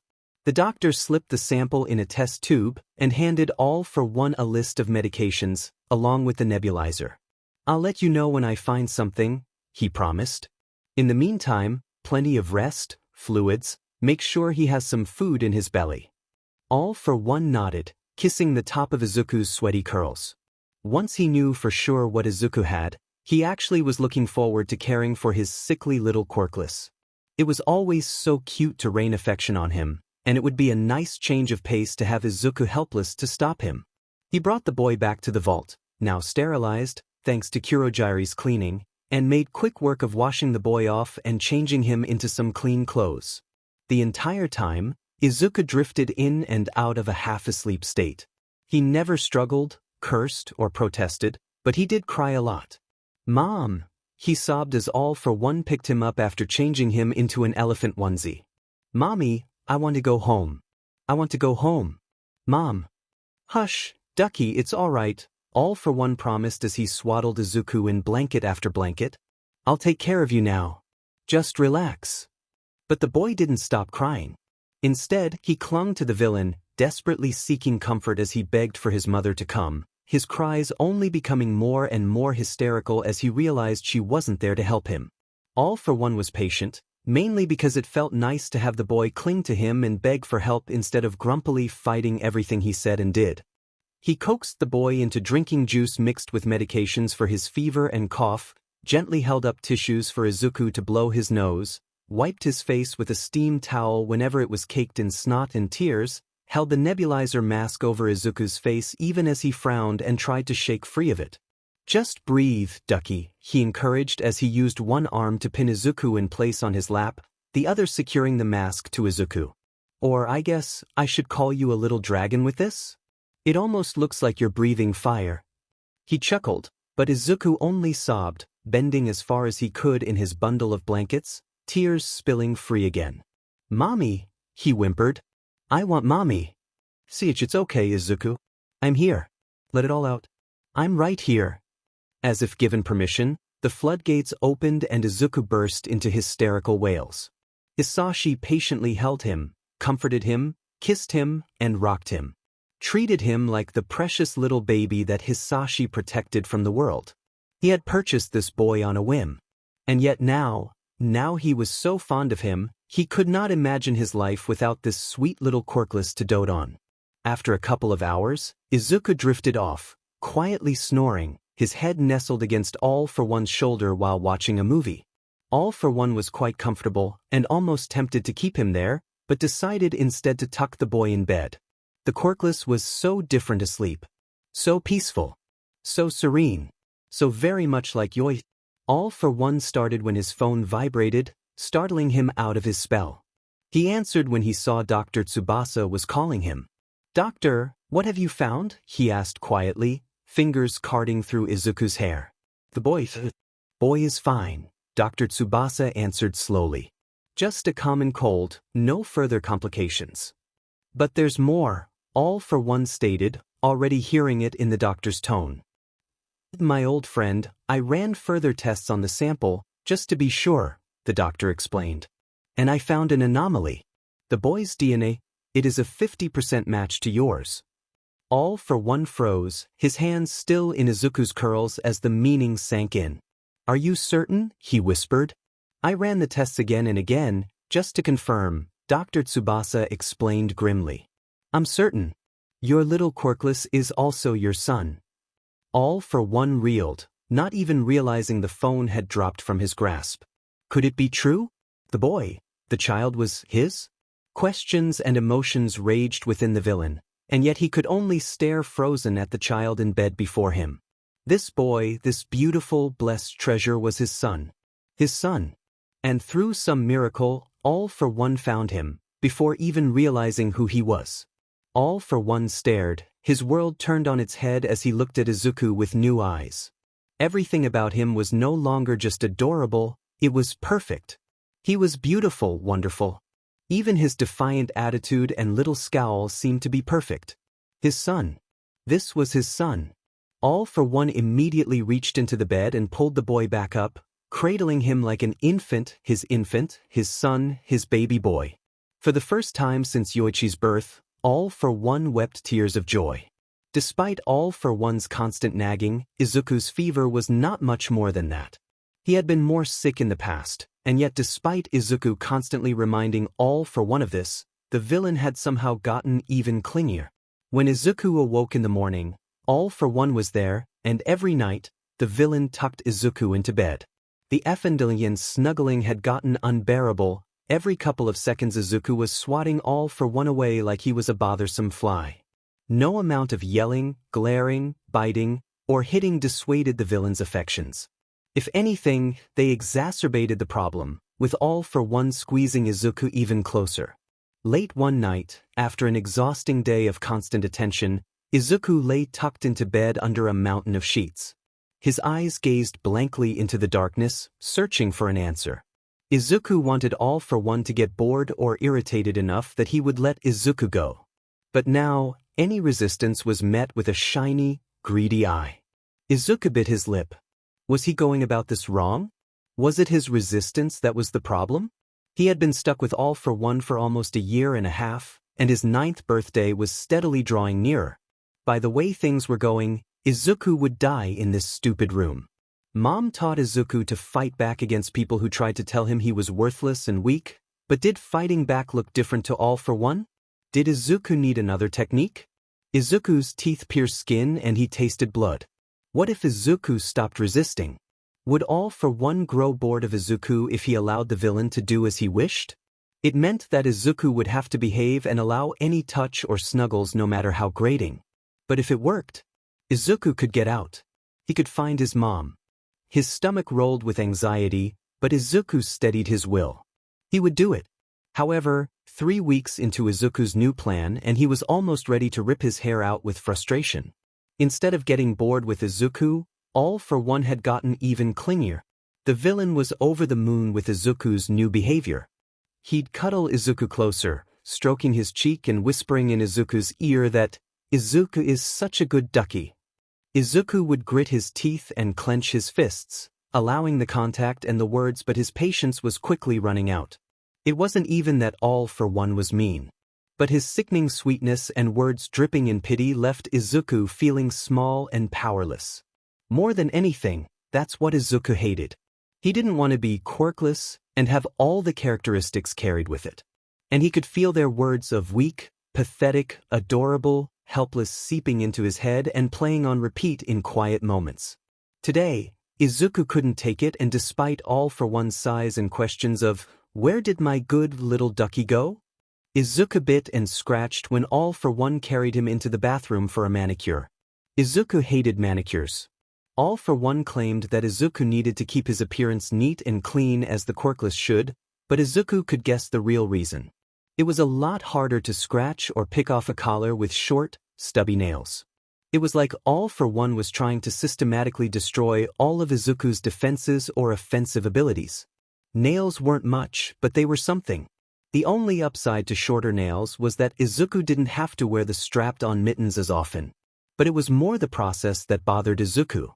He was always strapped into a cushioned chair, with his arms and legs held in place in the bathroom, while All for One and the smoke-like servant, Kurogiri, clipped and shaped his nails, scrubbed down his arms and legs in special concoctions that apparently made his skin nice and smooth, and even painted his nails if All for One felt in the mood.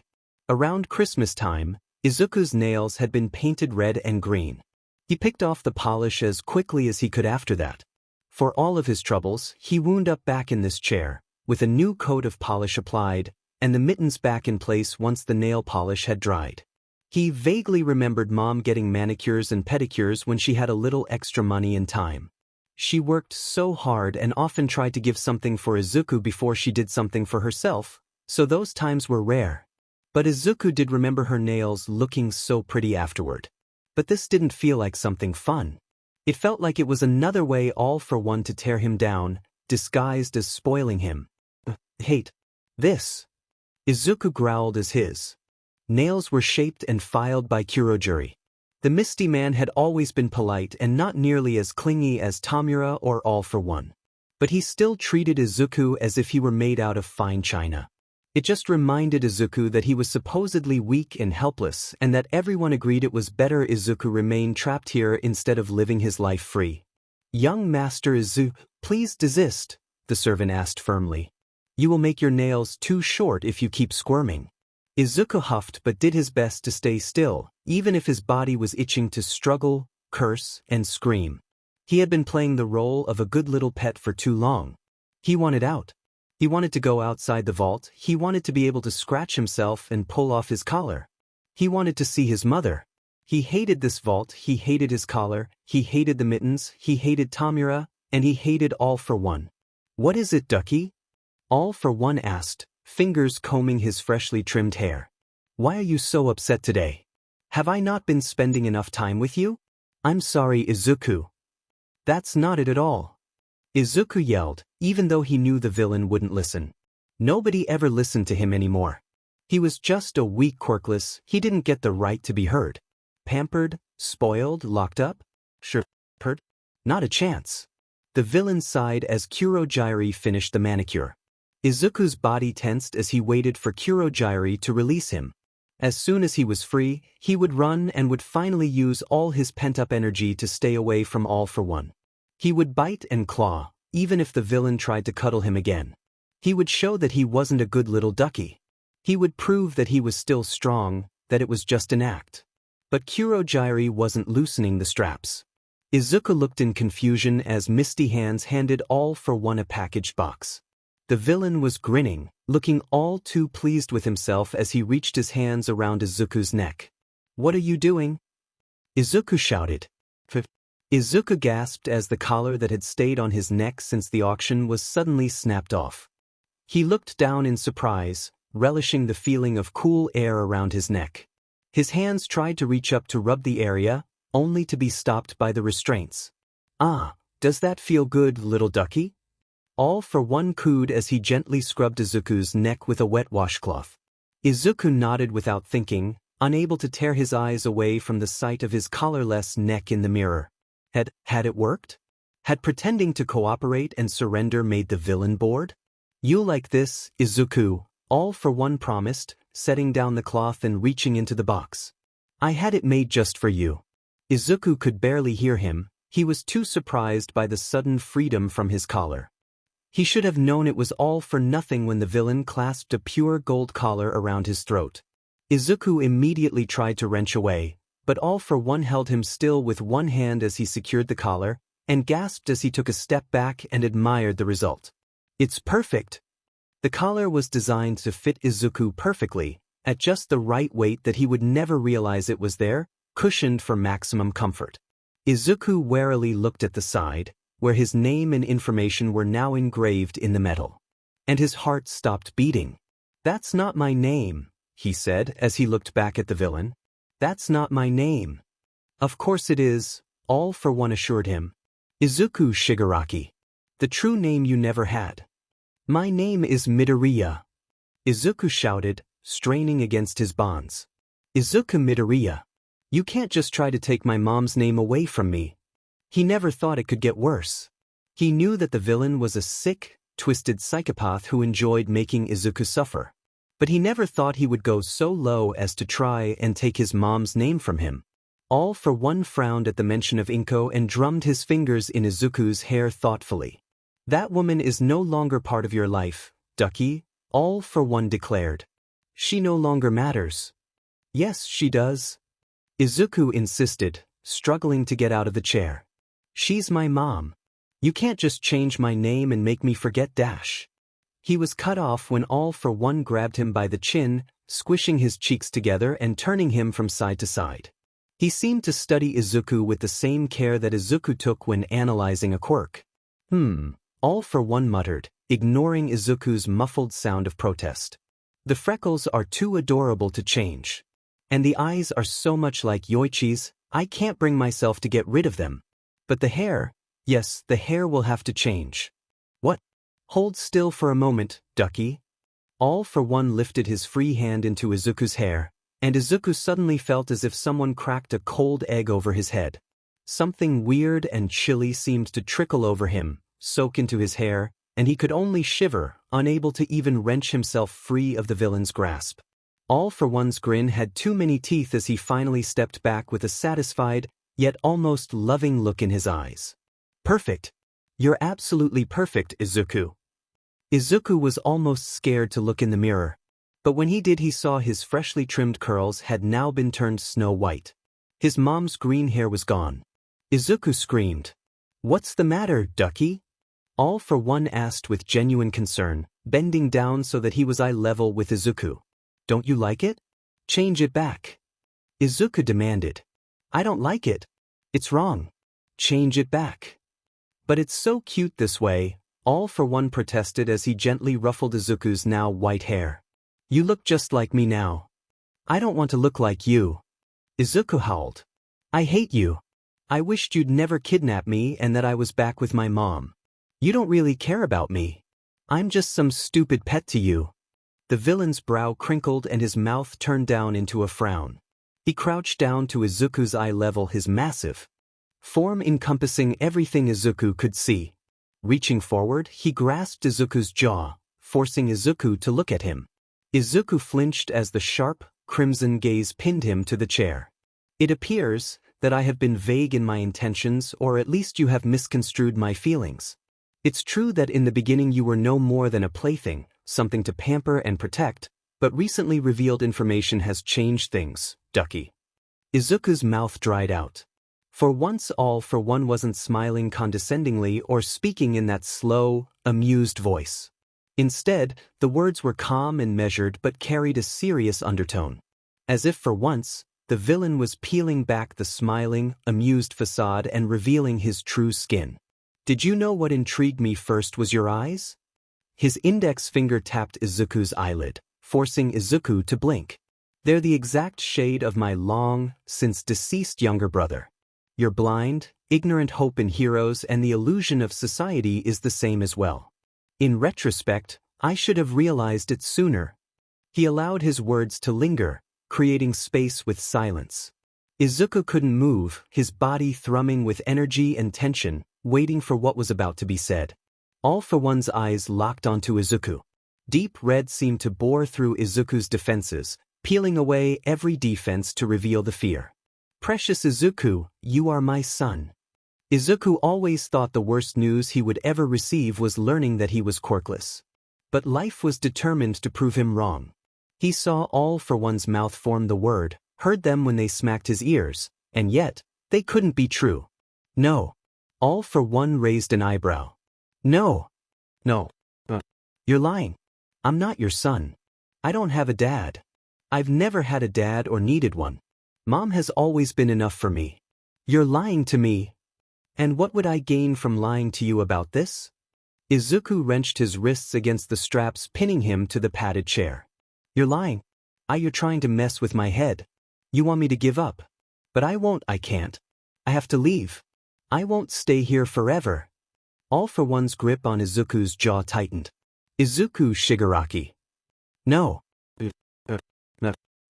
Dad. Izuku screamed. All for One's eyes narrowed until they were almost closed, and then he let go of Izuku's jaw and walked to the side of the chair, positioning his face right next to Izuku's head. Izuku strained away, but All for One grasped the back of Izuku's neck and forcibly turned it towards the mirror. Look at us, he ordered. Izuku bit his lip and squeezed his eyes shut. No, I don't want to.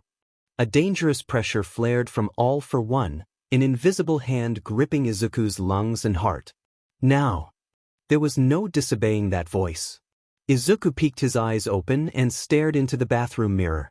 He didn't want it to be true, but side by side, Izuku noticed how he and All for One shared the same sharp nose and curve of their jaw. With his hair now a bleached white, even the curl and lay of their hair were similar. You see it, don't you, Ducky? All for One whispered, his breath caressing the shell of Izuku's ear. Once you know, the similarities are obvious. Face shape, nose, eyebrows, even your intellect, which is surprisingly advanced for a quirkless, had to come from somewhere. Izuku watched his eyes swell with water and fat tears roll down his cheeks. All for One sighed and brushed them away. This is a good thing, Izuku. You'll never want for anything at all. My mom? Izuku asked, his voice cracking with grief. I want my mom. If you're really my dad, will you save her? Will you bring her to me? Izuku never wanted this fate, to be pampered and caged, but if his mom was here, he could survive it. All for One hummed, brushing his fingers through Izuku's now white hair. Please. Izuku begged. I'll do whatever you want. I'll be good. I won't fight or try to escape. I'll be your son or Ducky or whatever. Just save her. All for One's pause was agonizing. Mind whirling, Izuku tried to note the tick in the villain's jaw, the gleam of his eyes, the softening of his brow, anything that would let Izuku predict All for One's answer. The villain's eyes shifted and spun as if calculating thousands of other variables before settling into a blank gaze. His mouth opened, and Izuku tensed in his chair, waiting for the answer. No.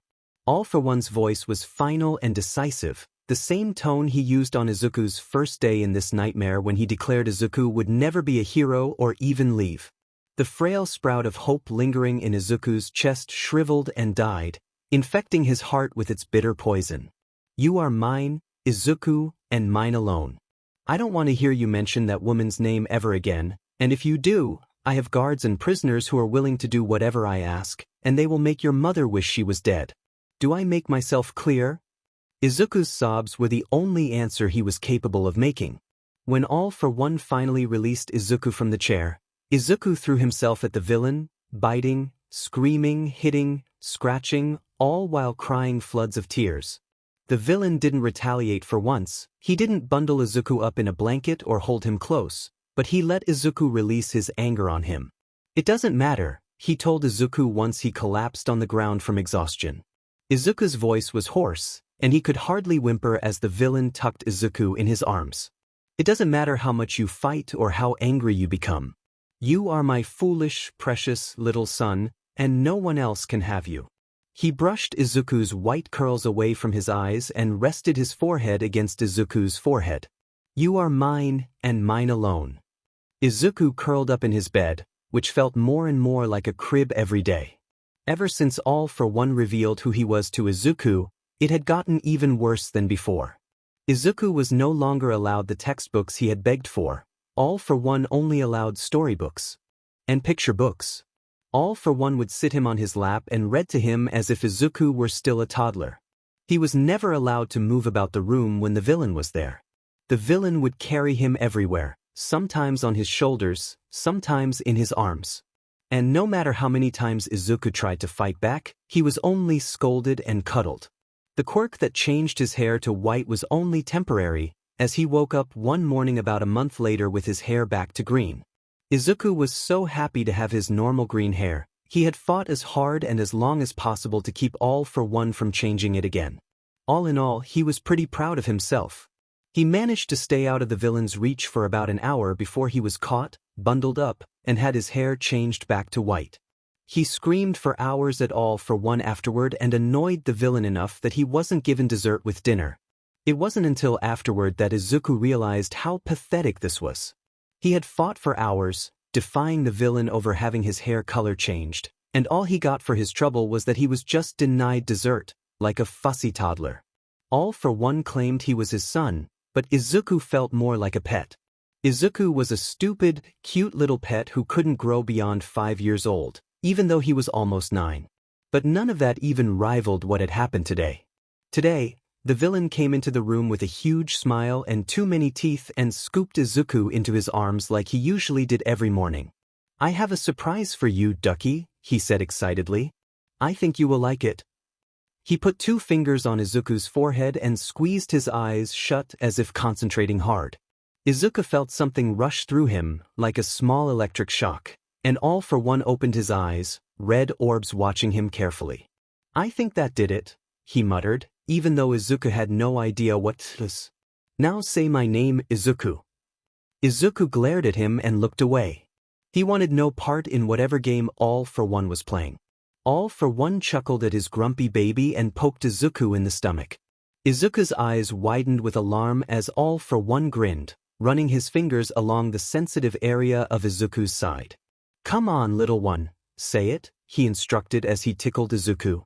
Izuku tried to hold in his laughter as the villain lay him down on the couch and caged him with one arm, the other tickling him while he teased Izuku.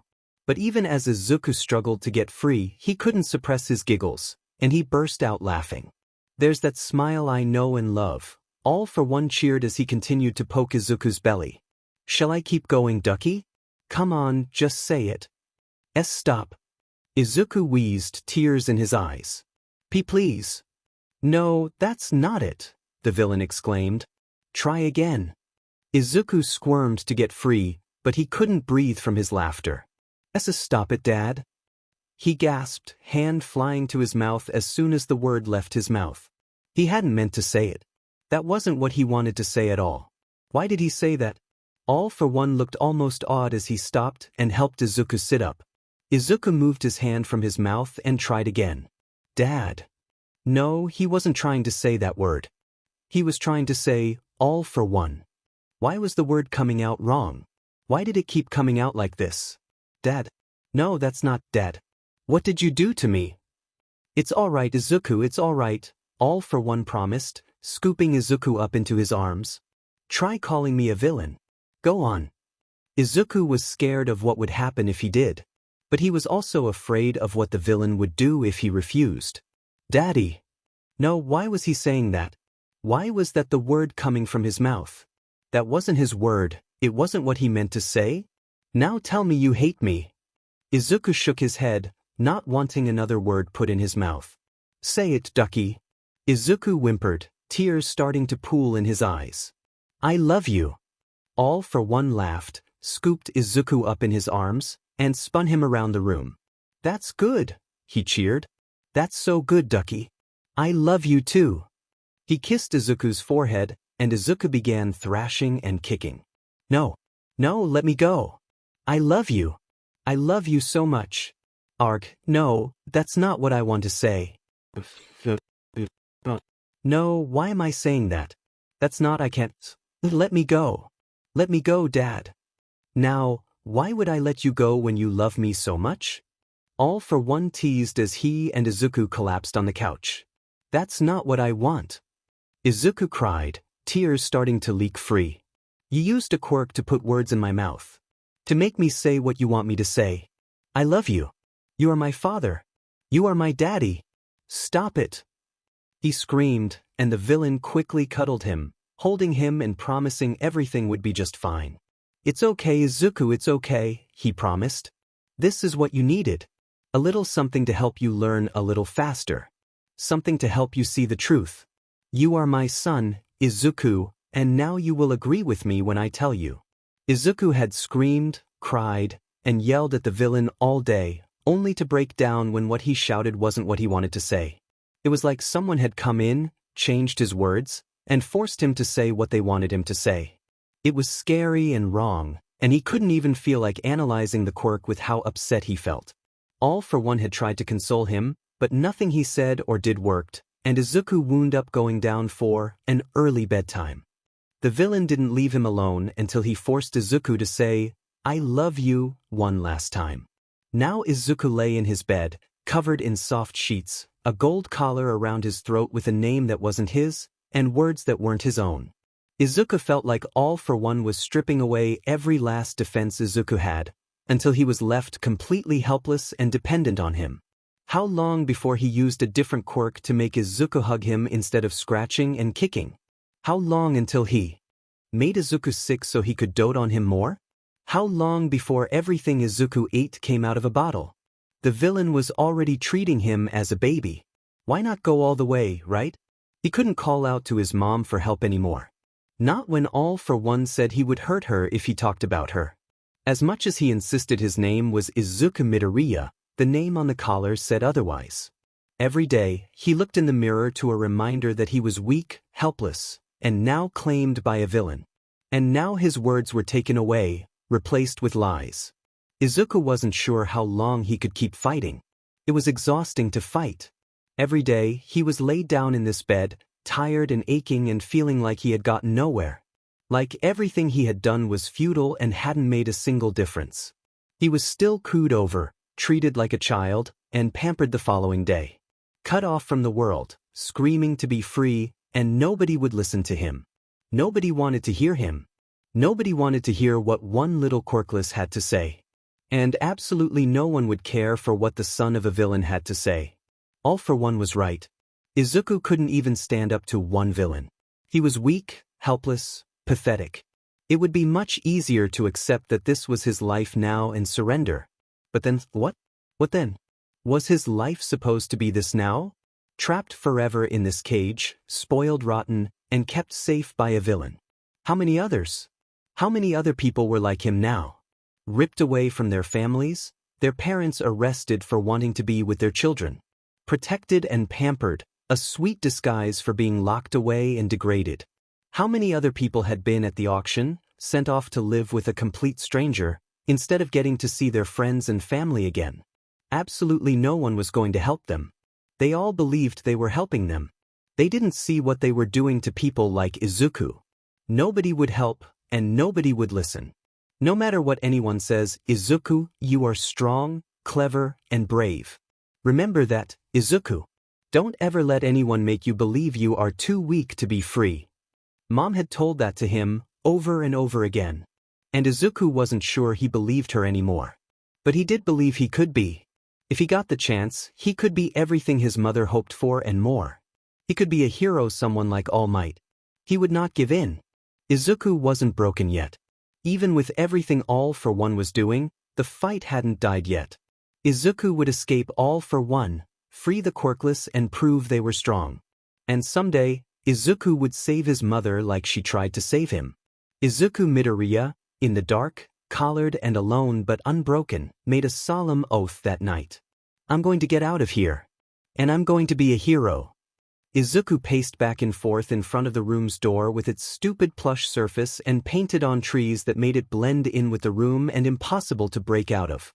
All of Izuku's blows bounced off the door, but with his hands stuck in the mittens again, he couldn't feel the impact at all.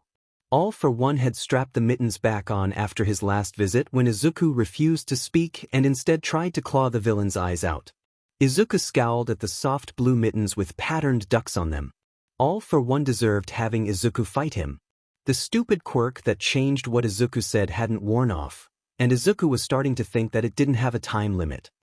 He was tired of having his words turned into, "Daddy," and "I love you." But he was also getting exhausted from having the mittens on. They made everything more difficult, whether eating, changing clothes, or playing with toys. Normally All for One made Izuku wear them for a day or two, but they had been strapped on for over a week now, and the fabric was starting to smell weird. At this point, Izuku would let the villain cuddle him if the mittens were removed. But All for One hadn't visited in days. Thus Izuku's pacing in front of the door. "He never misses a day," Izuku muttered to himself. Before knowing Izuku was his son, All for One would sometimes skip a day or not visit Izuku for long, but after learning, the villain's clinginess had increased. Izuku worried his lip, trying to think of All for One's behavior leading up to the disappearance. The villain had been distracted, constantly glancing at his phone over Izuku's head. He'd been almost irritable with Izuku, wrapping Izuku up in the blanket so that he couldn't squirm free. He hasn't abandoned me, has he? Fear curdled in Izuku's stomach like sour milk. He didn't like the villain, he didn't. But he didn't want to die here, alone and trapped. Would he do that? Would he leave me? As if to answer his question, the vault door swung open, and All for One stood over him with a smile and a large bag in his hand. Did my ears deceive me? He asked. Or did my precious ducky miss me? Izuku was too busy trying to dart around All for One and out the open vault door, only to be caught around the middle and carried back inside. I love you, he cried, kicking and hitting at the villain. I love you, Daddy. Stop using this quirk on me. Stop changing my hair and words. It's only to help you accept your family faster, All for One explained. You are my family. Izuku snarled, only to cry in frustration as the quirk changed his words once more. He hated this. He hated All for One. He hated that everything he said was rewritten. He hated that he was being carried and toted around like a baby. He hated that he was being treated like this. I'm glad you think that way, All for One said cheerfully, setting Izuku down, wrapping him up in the weighted blanket and ruffling his hair. Ichim, what shall we do today, Ducky? I always loved doing cosplay and makeup for my little brother. I think you could be just angelic dressed in the little vampire outfit. Izuku's eyes went wide as All for One opened up the bag to reveal eyeshadow, eyeliner, mascara, foundation, blush, and so many other tools and instruments to dress him up, along with a lacy white shirt, a black cape with red silk lining, a cream cravat, and knee-high, shiny black boots. You keep away from me with that, he shouted, squirming away from the villain like an earthworm inside the blanket. All for One stood up and opened his mouth, only to start and turn in terror at the vault door. Impossible! Before Izuku could even ask, the vault door was ripped off its hinges, and a muscled hero in red, white, and blue appeared, blue eyes wide with rage. Fear not, young Midoriya. All Might shouted. I am here. Izuku stared, eyes as big as moons as the #1 hero stepped through the vault, and smiled winningly at him. For the first time since he was shut up in this place, Izuku felt hope flood through him. It was All Might, the symbol of peace, who saved everyone with a smile. If anyone could rescue him, and then his mom, it was the man before him. How did you find this place? All for One demanded. Let alone find out I was still alive? You did not cover your bases as well as you thought, All Might declared. Admittedly, I couldn't have done it without help, but luckily someone who is known by some as the world's greatest detective volunteered to help. All for One sneered. His attention was so focused on All Might, he didn't see a figure in the shadows of the vault, watching the scene from above. But Izuku noticed, and saw the black mask outlined in the shadows, and dark eyes that met Izuku's from his place, bundled and bound. Brooding lips twisted into an impressed smirk. Your detective Tsukauchi is good, but he's not so good as to track me down, All for One scoffed. Who helped you? I did. All for One turned in time to see the shadowy figure drop down, his cape resembling wings as he descended and delivered a powerful kick to the Demon King's jaw. He delivered a few more powerful blows, then disappeared once more. I was looking right at him, Izuku marveled. How did he do that? Impossible. All for One cried. There was no quirk. Don't need one. Izuku let out a cry of surprise as the man, did his costume look like a bat? That was so cool. Appeared behind him and began to unwrap him from the blanket.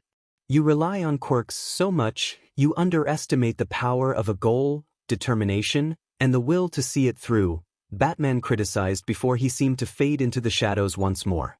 This boy knows it though, and that's why I am bringing him back to Gotham to be my new Robin. Wait, no, I was going to adopt him. All Might protested. You have 6 Robins already, let me have young Midoriya. Exactly, Batman argued.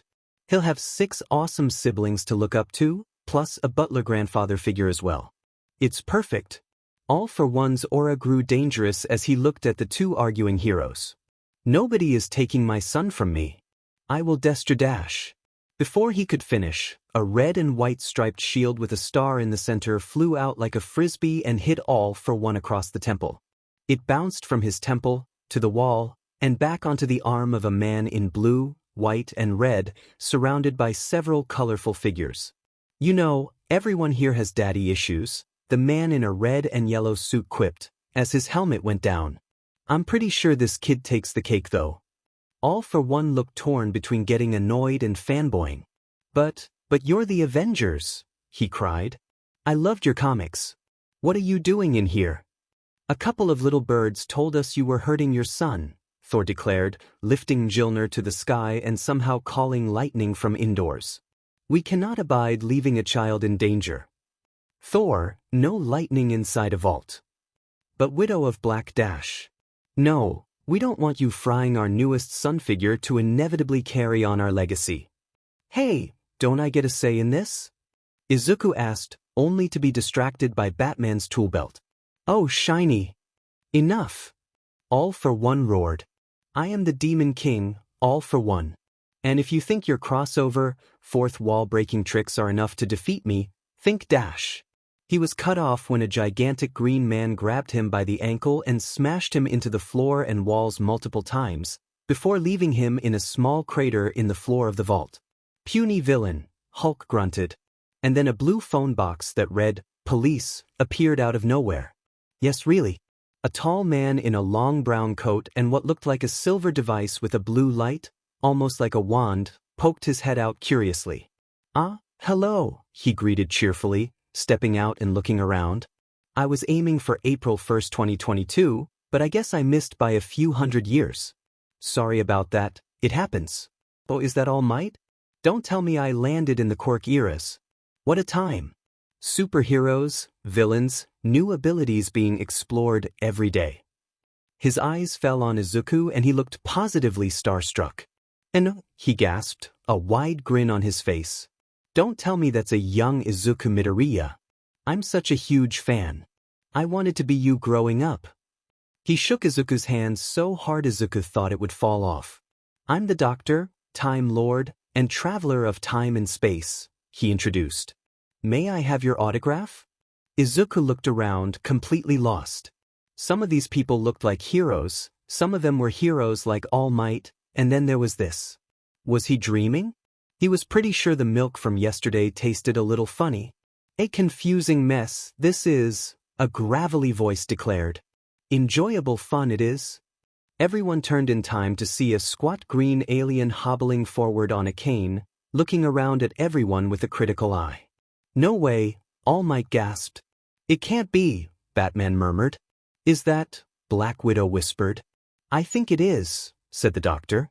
Jedi Master Yoda looked at All for One and poked a scolding finger at him. Originators of the villainous fathers. Twist we are, he accused. Copying us, you seem to be. I prefer the term, a loving tribute, All for One replied defensively. And how did you even get in here? You didn't come in through the door, and we are in a vault. I'm sorry, Yoda himself is here, Izuku cried. And your first question is how he got in here? Yoda chuckled. The youngling was quite wise and had a good mind. He would be strong with the Force. Yoda would happily take him on as an apprentice.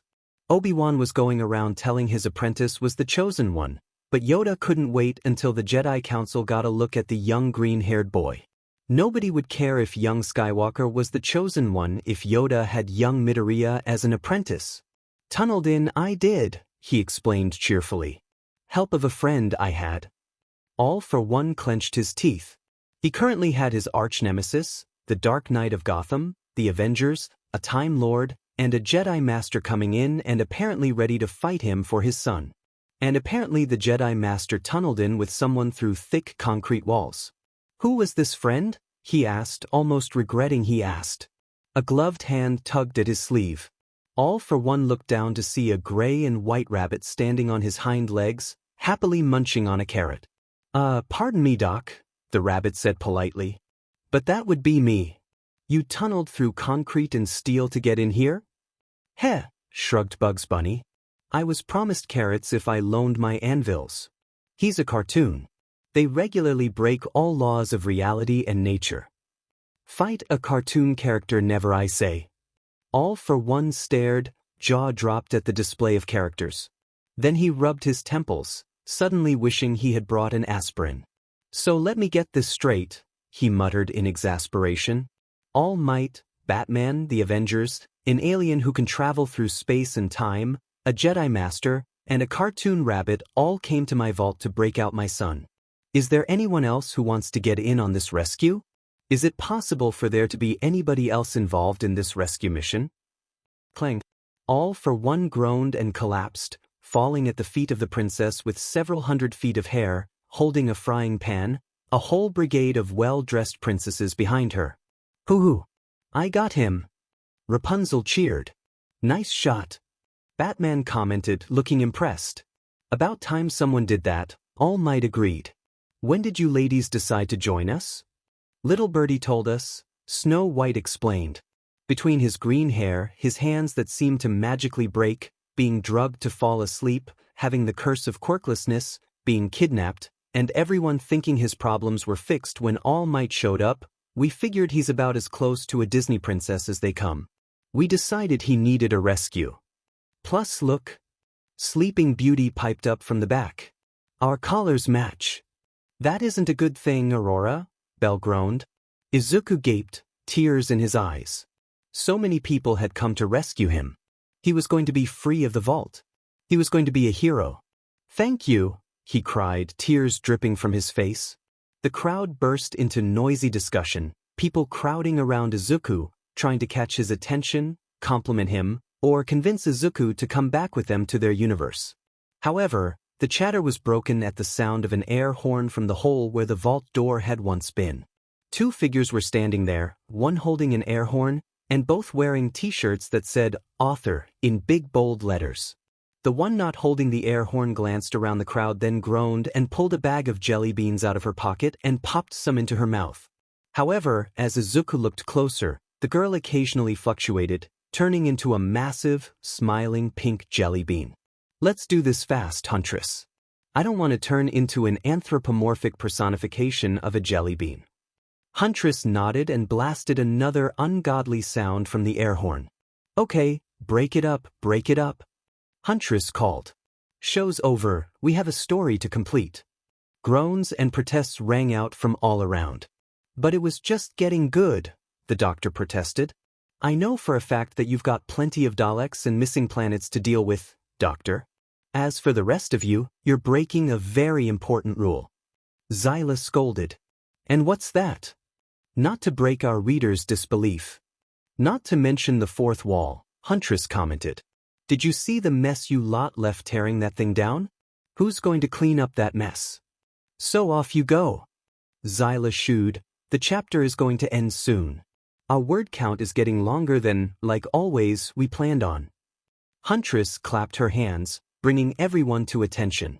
Spit Spot, we've played with our readers long enough, she said, sounding like a mother sending kids to their rooms and pointing to the princesses.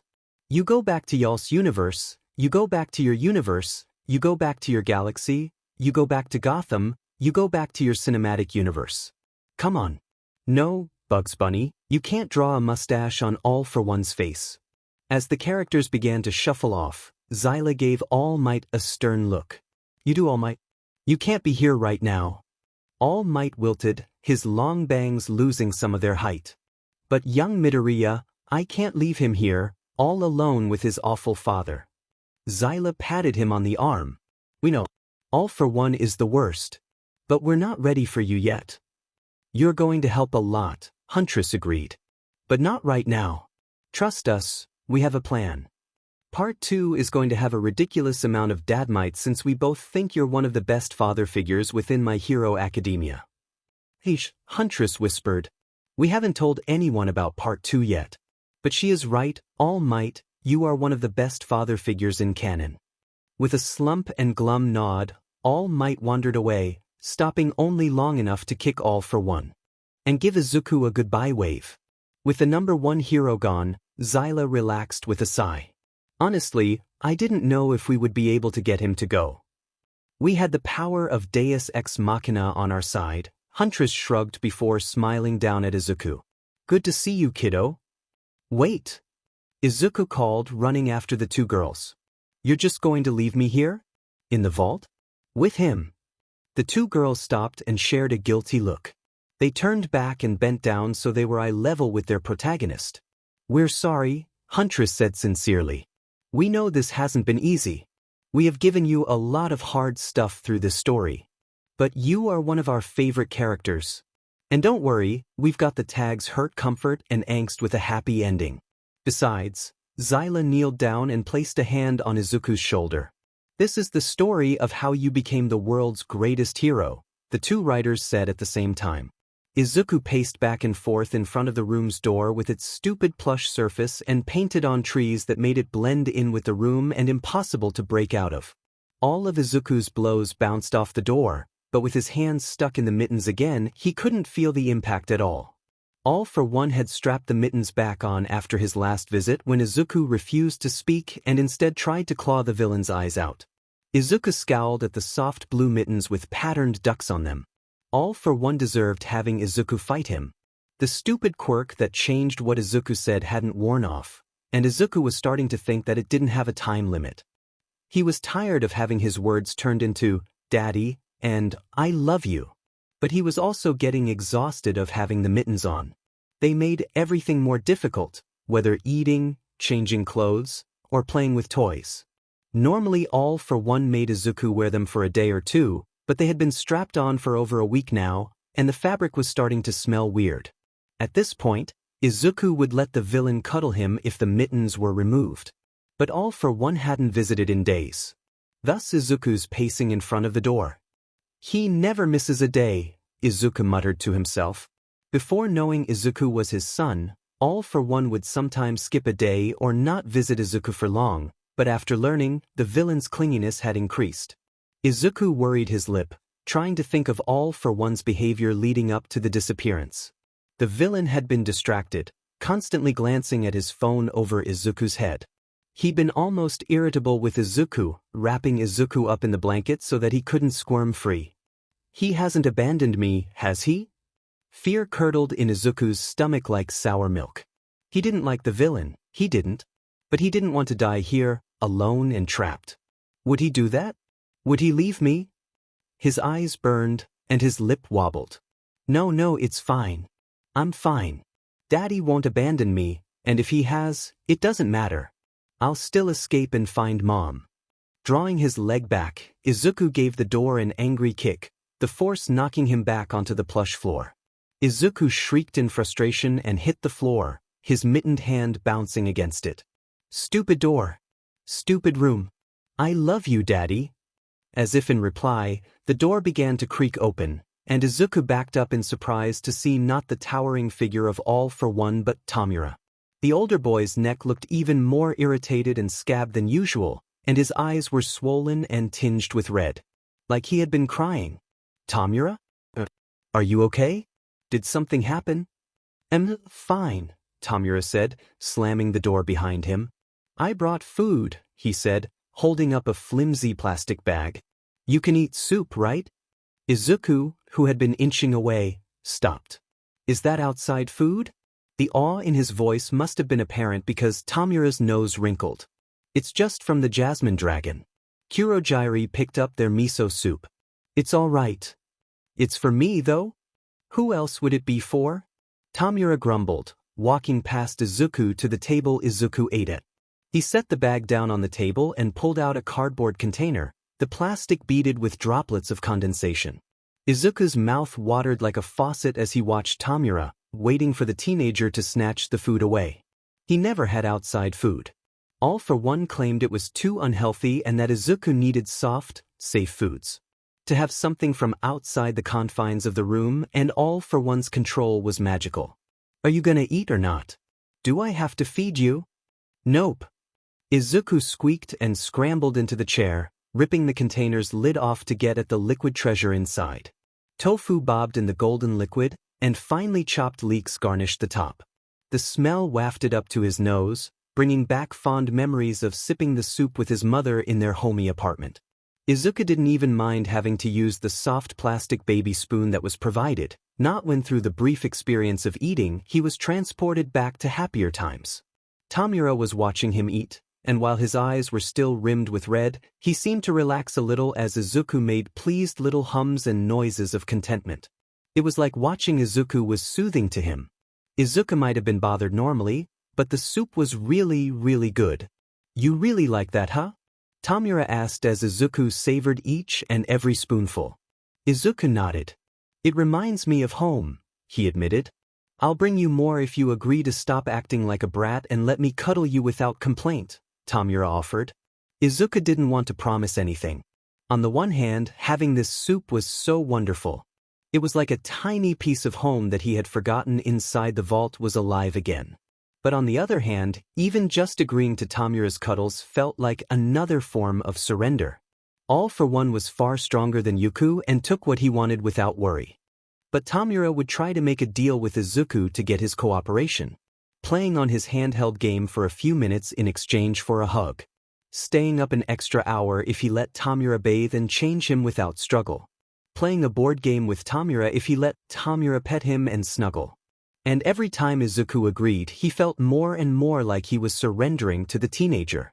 Like he was acknowledging he was just a quirkless pet who belonged locked up in the vault.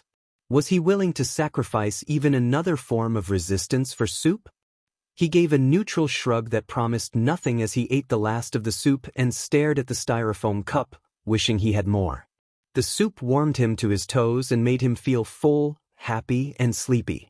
Ah, sleepy Izuku, Tamura crooned as Izuku folded his arms over the table and rested his head on top as if he were already falling asleep. He snickered at Izuku's glare as 4 fingers gently threaded through Izuku's hair. Izuku could feel his eyes drifting shut, and the teenager shook his shoulder. Hey, no drifting off now, Tamura scolded. Sensei will want to see those sweet, whittle, green eyes. What? Izuku frowned, and it suddenly occurred to him in the back of his tired mind that he shouldn't feel this tired already. It was midday at the latest. He should be wide awake, especially after having a good meal like miso soup. But he wasn't. Instead, he was fighting to stay awake as Tamura removed the mittens, nose wrinkling from the smell. Izuku felt a surge of panic, but any adrenaline and fear were quickly smothered by how tired he felt. He glanced at the empty container of soup, and the pieces came together far slower than they should have. What did you put in the soup? He asked, his voice slurred as the teenager picked him up under his arms and carried him on his hip like a half-awake toddler. Just a little something to keep you nice for sensei, Tamura said, his voice becoming far more serious as Kurogiri's warp gate appeared in the center of the vault. He really needs to see you right now, Ducky. They had drugged him. The gift of food from outside had been a trap to keep him from struggling, disguised as a treasure. Izuku felt a stab of betrayal as Tamura pulled the hood of the pajama onesie up, obscuring his peripheral vision. Tears started to sting his eyes, but he was too tired to even think about hiding them or disguising his sobs. Tamura patted him on the back soothingly as he stepped through the warp gate. Izuku was too tired to even realize this was the first time in nearly 2 years that he would be out of the vault. It was dark and cold on the other side, but the drag slogged down Izuku's movements and made his limbs an impossible weight. He couldn't wiggle free when Tamura handed Izuku off to Kurogiri. Thank you, Tamura Shigaraki, Kurogiri said, rearranging Izuku in his misty arms. With Izuku's face pressed into Kurogiri's vest, he couldn't see Tamura's face, but he could hear the whine in his voice. Why can't I see Sensei? I brought him. I have to know what All Might did. These are Sensei's and the doctor's orders, Tamura. I will inform you if there is a change. The mist swirled up around Kurogiri and Izuku, its chilled tendrils sweeping over them and depositing them elsewhere. Whriwi? Izuku slurred. He could feel the drag's effect strengthening, relaxing his muscles and tongue, keeping him limp. The misty villain didn't respond but glided forward, Izuku tucked motionless in his arms. The dark tugged at his eyelids, but Izuku fought to stay awake. However, his consciousness flickered between awareness and nothing, and time skipped forward in random jumps and intervals. He couldn't tell if his eyes were opened or closed as stimuli blurred together. Have him? A new voice pierced the murkiness his mind wallowed in. It was old, raspy, and reminded the teacher of a no-nonsense teacher preparing to lecture him. Izuku struggled to listen in, but the words slurred in his mind and skipped. Tamura, Mr. Vendru. Hisho, Divyo, Des. Excellent. The master hath estayed him veraltius, and if I make necessary operation, on smooth, quirkless presence I this tile. Daughter stand. Izuku bit down on his tongue, the sharp pain clearing his senses enough to hear, for created for it by the master's left-eyed, you place it there. Izuku vision tilted, and he whimpered in fear as Kurogiri's reassuring solidness disappeared into thin air. He strained feebly, his head rolling to the side and catching a glimpse of carnage. Even through his blurred vision and the drag fuzzing his brain, he recognized the blood covering All for One. The villain's mussed hair and sharp eyes were replaced by a gory mess of ripped skin and jutting bone fragments, and tubes sprouted from every side an inch of uninjured skin. Bile burned the back of Izuku's throat as he was set by All for One, tucked into the crook of the villain's arm. Upon contact, the villain's grip tightened, pressing Izuku's face into the villain's arm. A deep, rattling echoed from the villain's chest, the agony and anger calling the tears from Izuku's eyes. It's master, the boy ought your son. All for One's arms tightened until Izuku was left gasping for breath, but he forced himself to speak, the words muffled by his numbed lips. Ha happened? Excuse me?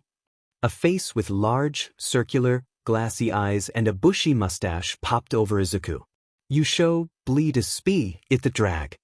What happened? The mustache crinkled. I'll have even more. Apian.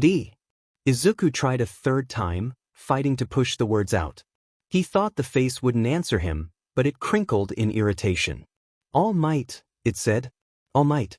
The hero's name rang in the air, even now carrying hope and bright flashes of smiles. Izuku's memory flitted back to the first day in the vault and All for One's words. I am one of the villains your precious All Might fights. Izuku choked on a giggle, his eyes rolling back to glimpse the blood-coating All for One's face. Almighty thought, there are still heroes out there. Heroes who are strong enough to stop him.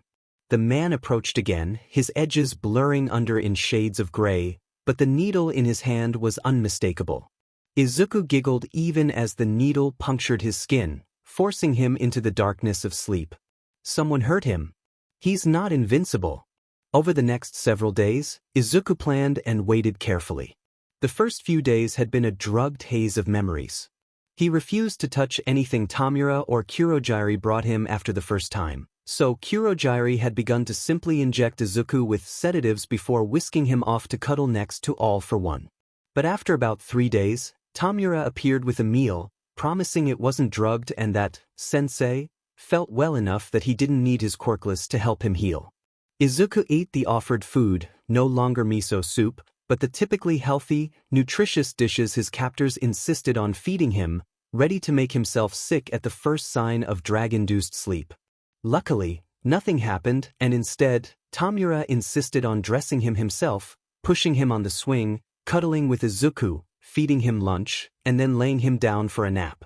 Sensei asked me to take good care of you while he recovers, Tamura explained as he tucked Izuku under the blankets. He promised me a new game if I do. But he didn't have to. I like taking care of you. You're so warm, soft, and adorable.